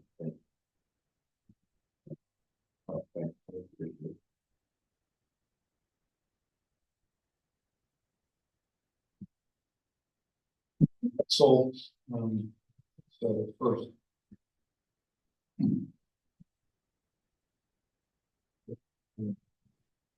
Could you say your full name and your business address for the record? Eric Hetzel, ERIKHETZEL. I'm with EH Creative Services LLC. My address is 16 Manor Road, Paoli, Pennsylvania 19301. And what's your occupation, sir? I'm a land planner. I have a copy of your CV, which is marked as Occupants Exhibit A18, which you provided to me. Is this the current CV, sir? Would the board like to hear qualifications of Mr. Hetzel? Well, we have a CV. We'll accept the CV as that. Okay, thank you. Mr. Hetzel, could you explain what your role has been with regard to this particular application? Yes, I was retained to evaluate the application in the context of the conditional use provisions of the township code and the related planning implications of the application. And obviously, you've been here listening to testimony this evening with the other witnesses. Do you also review with the board what documents that you reviewed in preparing your testimony, whether they were applicant's documents or whether they were township documents? Both. I looked at the exhibits that were submitted tonight, site plans and other exhibits, review letters from township consultants, the township code, the township comprehensive plan. That's okay. And you understand then that this is a conditional use application. Can you discuss the nature of a conditional use application as opposed to other types of applications that would be presented to the township or the land development project? Yes. Conditional use is a process that is built into the zoning ordinance that is heard by the governing body as opposed to variances or special exceptions that are heard by the zoning hearing board. Conditional uses are considered expressly permitted uses. They just are measured against objective criteria in the township zoning ordinance. And it also affords the governing body a chance to attach reasonable conditions to address unique characteristics of a use that may not be otherwise envisioned in the by right application of a zoning provision.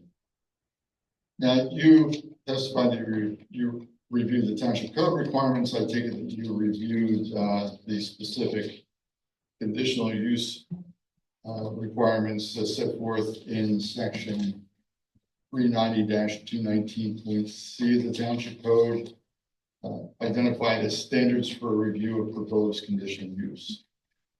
Is that correct? Yes.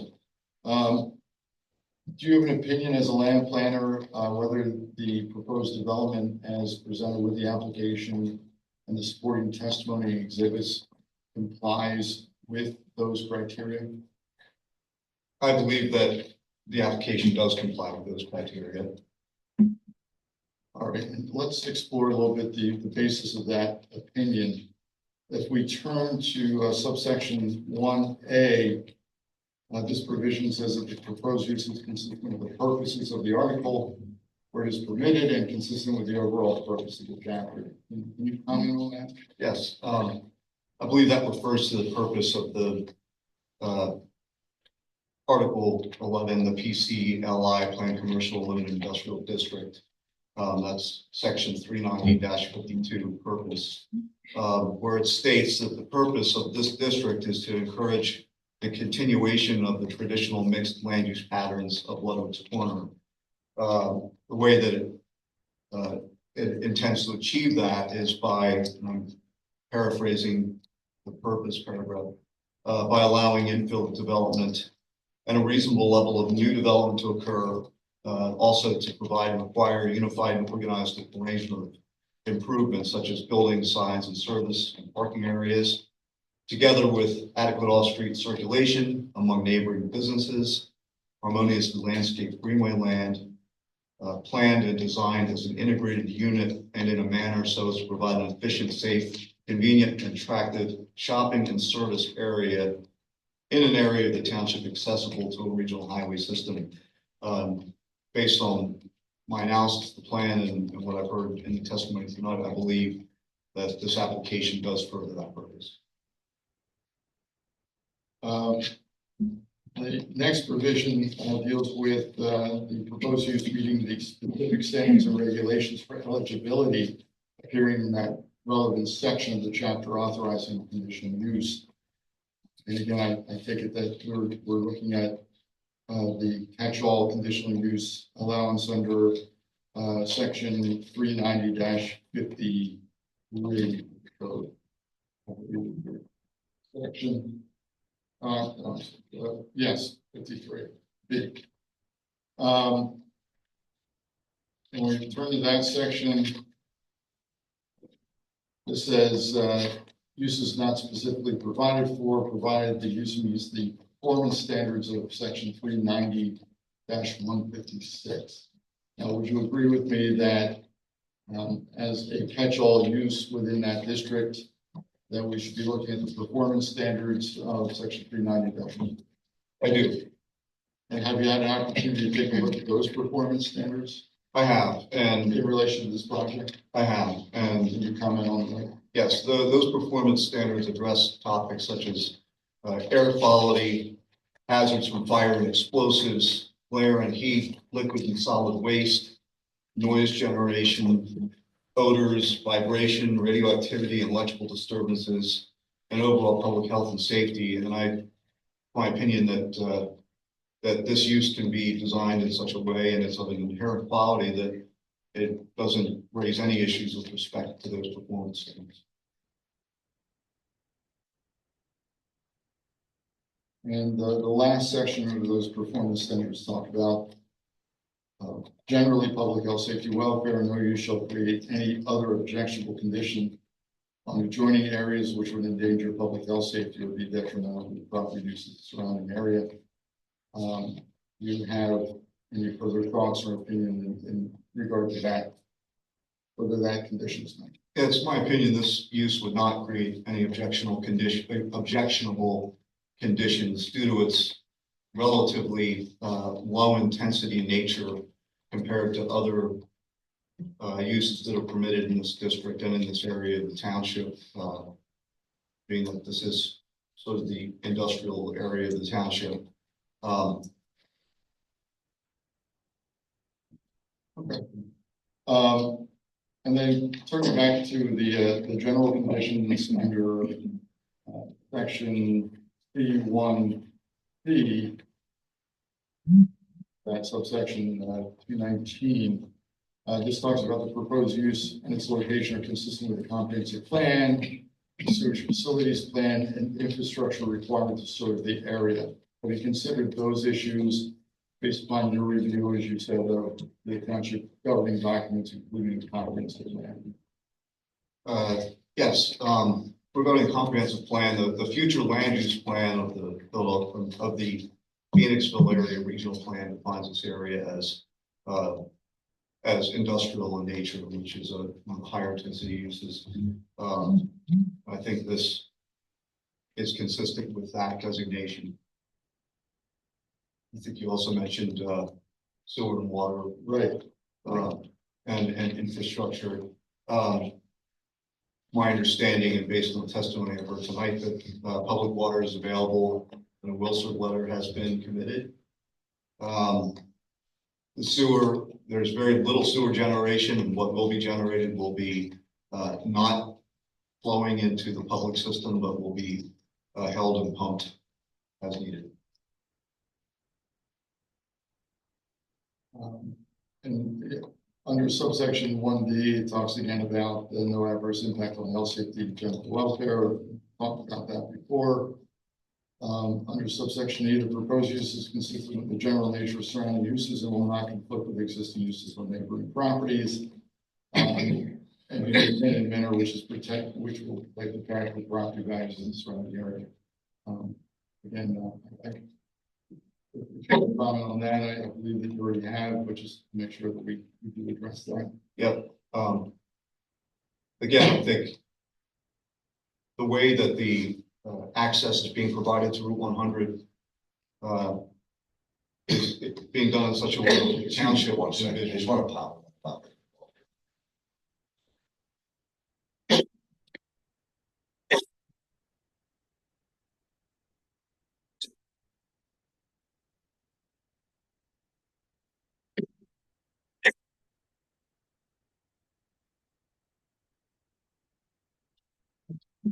Sure, all right? Yeah, I'm good. All right. Sorry. Okay, yes, based on the prior testimony, it's evident that the traffic generation will be relatively minimal, especially as compared to other permitted uses in this district. I think I started to say that the way that the site access will be provided to Route 100 will be by way of an interior drive, minimizing curb cuts or driveways onto Route 100, instead of taking it through that single access. Also envisioning the future circulation needs of the township with that extension, that road extension. Also, demands to the public services such as sewer and water are minimal. I've also determined that the stormwater design and the engineering can all be done according to codes. I think that's been testified to earlier tonight by the engineer as well. Okay. So based upon your testimony, it looks like you're covering subsection F and G with regard to the road network, public utilities, stormwater controls, any effect on surrounding properties, and also with regard to the ultimate design and engineering layout for this project to be consistent with those township code. That's correct, and those are really issues to be ironed out in land development should this conditional use be approved. All right, and again, maybe somewhat redundant again, the next section H talks about incorporating proper landscaping, screening, parking, signage, buffering. You've heard Mr. Higney's testimony, and you just commented on the land development process. Is that something that, in your professional opinion, could all be certainly drilled down and taken care of? It is my opinion that that's the case, and I come back to the conclusion that there's nothing unique about the proposed use as compared to other permitted uses in the district that would make it difficult to achieve those objectives. And this last section under sub I is somewhat interesting because it says standards set forth in section 390-228 for the review of special exception application shall be met. So somewhat of an overlap, kind of a different creature. But have you had an opportunity to take a look at those sections under the special exception criteria for this particular type of use? I have, and many of them overlap the performance standards and the general criteria for conditional uses. Such things as relationship to the comprehensive plan, relationship to this chapter, that being the zoning ordinance, suitability of the tract, impact on existing neighborhood character, things we've already talked about, impact on circulation, That's been testified to. Community facilities, that it's a reasonable in terms of the logical, efficient, economic extension of public services and facilities. Again, it's really going to use minimal public services and facilities, and what are being used will be efficiently managed by effective design. It will have limited impact on police and fire protection. It's a very well secured use. To testify that it's fully sprinklered. Impact on public schools will be non-existent. If anything, it will have a more beneficial impact to the schools than what currently exists today, because the improvements will raise the rateable value of the property without adding any new school-age children to the school. So it's a pure win for the school system. And similarly for the township will benefit from increased tax revenue with very minimal draw on the public facility. So I take it based upon that testimony that you would not perceive any negative impact on the fiscal condition of the township from this proposed use? I would not. I have no further questions of Mr. Hensel. Board have any questions? None. Barry, any questions? Yeah, I was concerned about radiation, but he said there won't be any. Good. That's all good to know, right? I have a That's couple right. of questions, but not necessarily for this witness. Okay. You wanna Yeah. proceed? Well, So- we'll just see if he has any other I have witnesses or no further exhibits. witnesses, no further exhibits to offer. I move my exhibits. They're accepted. That's actually say 2 through 18. That's correct. And I have to get an amended addendum A over to you as part of the application. Okay. That's on the record. All right, so the applicant has concluded their presentation. Barry, do you have any evidence or testimony other than what you already said? Okay. All right, at this point, does any member of the public like to make a comment either for or against? I see a hand come up. You want to come up, sir?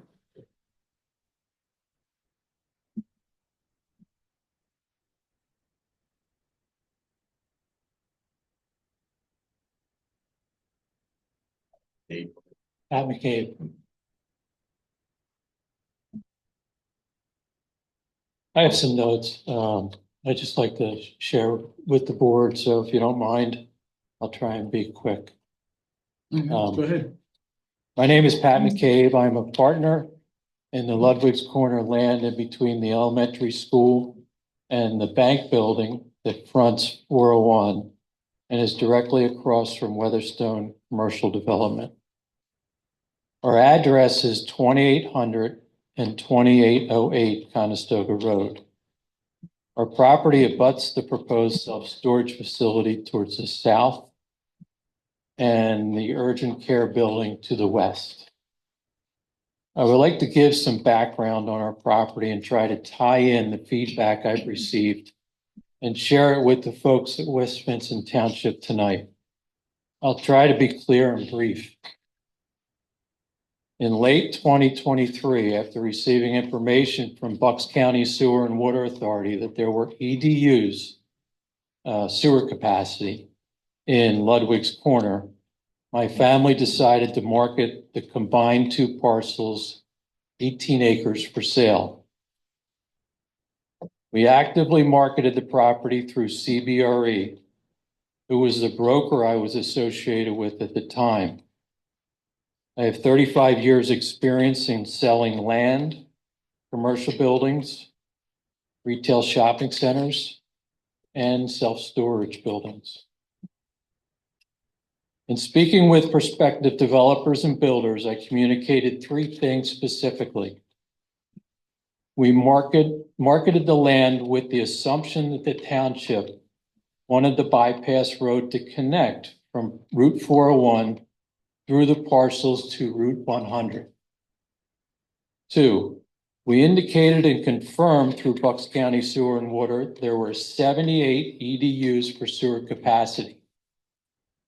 3, we communicated to prospect that a bypass road would likely be paid for with private funds. Their money, not yours.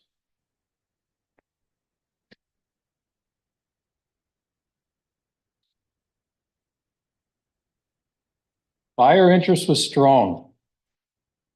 We found two buckets of buyers. The first one, feedback from developers, was that a project with density for 65 to 70 townhomes was doable with the requested infrastructure improvements that the township would need. The second bucket, we're not interested in building a bypass road and would likely propose 20 to 30 single-family homes without the bypass road. In late 2024, the property was put under agreement to a reputable developer who planned for the road, laid out a project with 66 townhomes, and designed a road from the traffic light at Route 401 and the entrance at Weatherstone through our property. Fast forward to today. First issue, that developer terminated the contract during the initial due diligence because the EDUs have been placed in reserve by an unknown owner developer, according to Bucks County Sewer and Water. Without available EDUs, the developer isn't going to move forward with securing approvals. Otherwise, they would be here tonight. Issue number two, in comparing the storage applicant's plan and our previous developer's plan as to where the bypass road would be dedicated, they don't align or connect at the boundary of the respective parcels. It's like building a tunnel and knowing that you can't connect. That's the way I feel. If no action is taken and the township approves the plan with the current bypass road on the storage site, it could eliminate 50% of the density on our parcel, reduce the units, and practically speaking, the bypass connector road would not get built due to yield restrictions. In other words, developers need a certain yield to have these infrastructure improvements.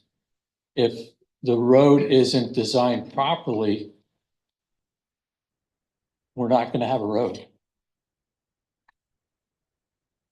To summarize, I propose to work out a thoughtful alignment of the bypass road with private-public interest in mind between Pothouse, Kimberton, McCabe, and the township.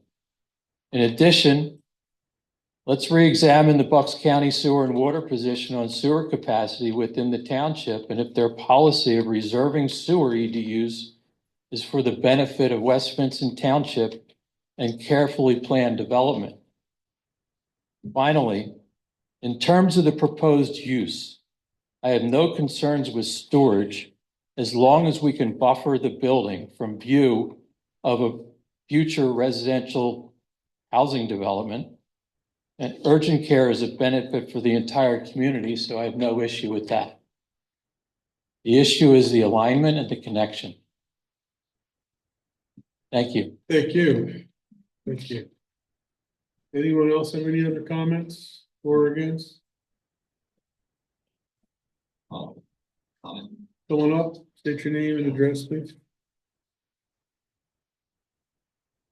Jeff Butler, 1473 St. Matthews Road here in West Vincent.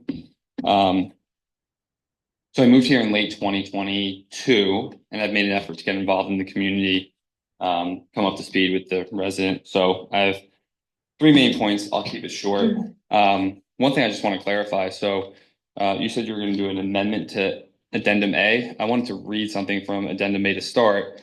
And it says no land development is presently proposed on the northern parcel. I just want to actually confirm that's the correct way to interpret this conditional use application. If there is no urgent care proposal in your application right now. Yeah, we're just talking about the southern tract at this point because we have to go for conditional use. That's fine. I just wanted to call that out because the way that it was presented, it can be confusing for the public that these things are tied together and they're explicitly not. The second thing I wanted to touch on was basically the basis of where this all started, which was the feasibility study. So from a professional capacity, I work in the geospatial and mapping industries, and a core component to any feasibility study is a geospatial piece. And I've assisted in many of these in my professional career. I think the feasibility study that was presented at the start of this is flawed. It said that there was a 10-mile radius from the point of the property. Given driving distances and road capacity, that can be anywhere from 15 minutes to over a half hour in our community. And I did a quick study earlier this month, taking the center of our township, which is just northwest of Birch Runville, and instead based it on time rather than distance. And there was two different studies I did. The first was within a 10-minute driving distance from the center of our town. And there are 6 storage facilities within a 10-minute driving distance from the geographic center of our town. Calling them, 5 of them had immediate availability, 4 of which were climate controlled. If you extend that the distance, the radius to be a 15-minute driving radius from the center, it increases to 15 storage facilities. And the reason I feel that the feasibility study that was presented is flawed is if you include 10-mile radius from the property point, that essentially gets you below Route 30, just a couple miles north of the Westchester borough border. Realistically, nobody from that area is going to drive up to a storage facility in this area. So I'd like to dispute the need for a storage facility in this area, based on the fact that the location of the point and the distance were flawed, along with what you can take from an average parcel and property size of West Vincent. The average parcel size is not comparable to the national average. It's larger. People have barns, they have acreage, they have storage. And I just want to cite some statistics that are national trends. So storage facility capacity peaked in early pandemic 2021 at mid 90% occupancy. Most studies put it at 95%. 2 years later in 2023, it dropped to 91%. In 2024, the national occupancy rate for self-storage facilities dropped to 83.99% by a Cushman study. And it's rebounded slightly to 85% in 2025. So compared with the national trend of dropping, compared with the demographic of our township, I actually don't think there's a need. I think there's enough here. I'll finalize my comments by saying I understand the location of this parcel is light industrial. It's proposed for building. I think that there is a disconnect in what the residents of West Vincent Township need versus what this application actually proposes. I would argue there isn't a need for a self-storage facility, and given the limited development space that this township has, there are, let's say, types of buildings that have more benefit to the community.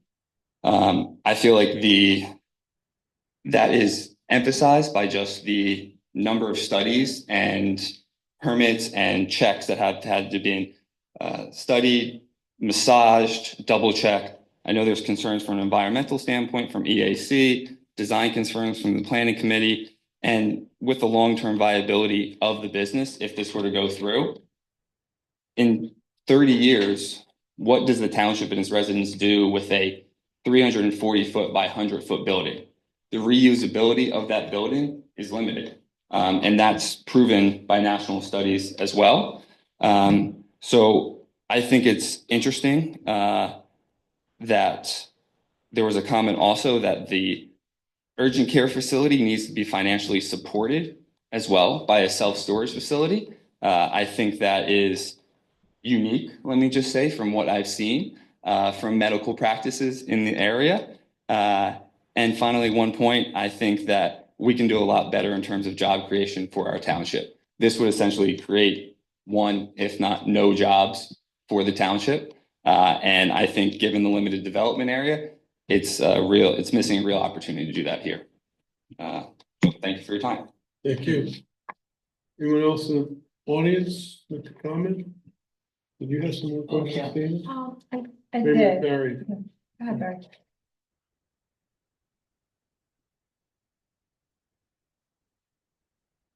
An interesting point was brought up about the road. And where it's gonna join, because I have the original drawings from that, and it's supposed to cut right across the back corner of my property. So, is the intent, I mean, obviously, when you guys put in your part of it, and he's speaking that it's not gonna join up, through his property, it's supposed to cut right across the back corner of my property. Do you guys understand that whole link up? Do you see that being a problem, or do you think everything's gonna work out on something like that? We've seen the sketch plan of the adjoining property, and that sketch plan was provided based on the comprehensive plan sketch containing the township book, which was essentially kind of a thick magic marker Right, on a very small map that showed, as you Mhm. said, the road, as near as I could tell. It won't fit between your house and the existing structure. yeah, no, which- right, right, So no, that's that the, was our decision to move it south. So he had a sketch plan that had a layout that assumed that we would be demoing or building. We provided the roadway access at a point that provided the optimum site distance for PennDOT. So we have to adhere to PennDOT's needs. A sketch plan and the iteration on that property and the number of units for townhouses could be reconfigured, in my opinion. I think we can work with the adjoiner and come up with a solution that provides the access road that would eventually have an egress on Conestoga Pike to the Weatherstone entrance and dovetail with our access point.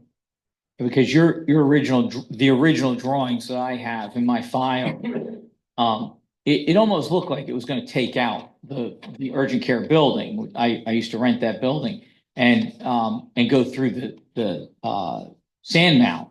And so diverting it further up would preserve the building, which is great. And then I just thought maybe it would just be a different angle and run down across and then sweep down to meet down at Lexington. Really not affecting it, but him bringing that point up, I think that's really a concern to make sure that that smoothly works. Yeah. That's all, because I have the drawings from way back Yeah, on I that. remember those drawings. They Yeah. came fairly close to the edge of your property. Yeah, it actually cuts right across the back corner. I So. think that's where we aligned that Mhm. to where the previous developer that we had. Yeah, because otherwise it's gonna take too much of a chunk of your property if it moves out further. And so this is kind of runs right along that edge and goes in there, which is more functional for yours as well as, mine. So it works out well for everybody. So, and if you don't have that actual drawing, I do still have it in my files. So if you have that section, so I can give that to you on that. But I think it'd be important for him, me, and your property, this design, to make sure that it kind of flows out across there and sweeps down through there and hits. So. Thank you, Barry. Thank you. Anyone else? Dana, you had a question or a comment? Well, I did want to question how many units were in this proposed facility. Does anyone know that? Storage units? Right here, I think that's still kind of up in the air at this point, with regard to the internal design. Yeah, right now, 700, but it's not finalized. I had similar concerns about Lexington. I have to say that, I think that this is the first that anyone at this board has ever seen this plan from the team. It's not part of the record of this. No, okay, yeah, so, so I guess that is a concern. I had another concern about, it sounds like you plan to dedicate it, but don't plan to participate in paying for the road or putting it road in at this time. They would Or in do the the future. intersection, and correct me, Jim and Dr. Bass, they would do the intersection improvement. And out across their property, they could only do the development to their property, so they would essentially put the road in with the intersection connecting to 100. And then wherever it then goes on to Mr. McCabe's property, then that would be on them. Right. Okay. And the other thing I had wanted to ask about, the urgent care, only because I feel like this discussion actually started with an urgent care. Let me ask this question. Mhm. The applicant willing to make a condition, will accept the condition of the conditional use that the northern part be developed for the urgent care. Before the urgent. For urgent care, because the representations being made at this hearing is that this, as was said, this development is needed to support urgent care. And the plan is to develop it for urgent care. So if the board would make a condition of conditional use that it be developed for urgent care, would that be acceptable? I'd have to talk to Dr. Bass, but I think that it would be because that's the current plan. Yeah, I just wanted to bring that up because it seems like, we started there and it has been brought up in every meeting since, some discussion about it, yet we're not here for an urgent care. So, Dr. Bass mentioned it again at the beginning of this meeting. So I just really want to identify the relationship. You can let me know in an email whether that's acceptable as a condition of approval. All right, does anybody have anything else? Not, we will Move on. close the hearing. Okay. And then the board will render a written decision within 45 days. Thank you. Thank you. Thank you very much. Yes, we do. Just quickly, we don't have too much. Let everybody who wants to scurry out of here, we'll let you go. You're done.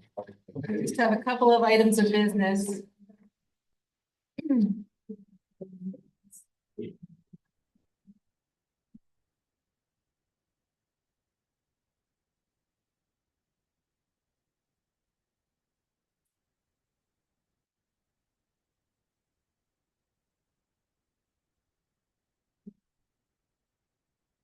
As well. Hey, good seeing you. Yeah.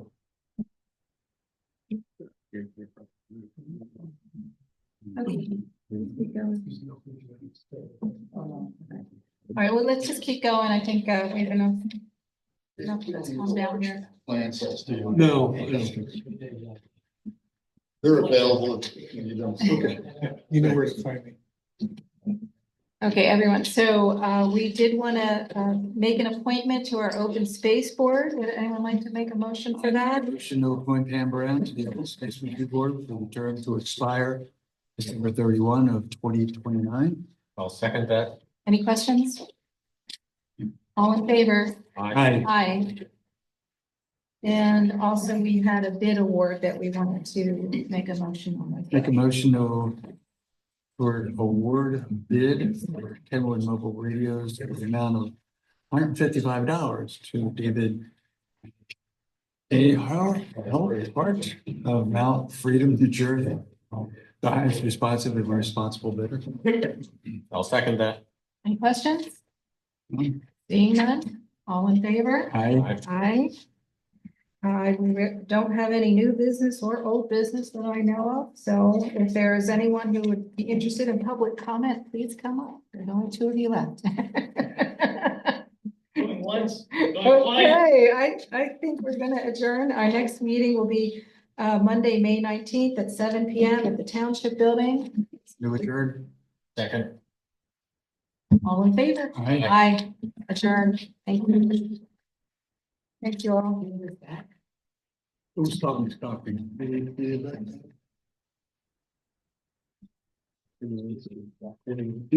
we're okay. We're okay. We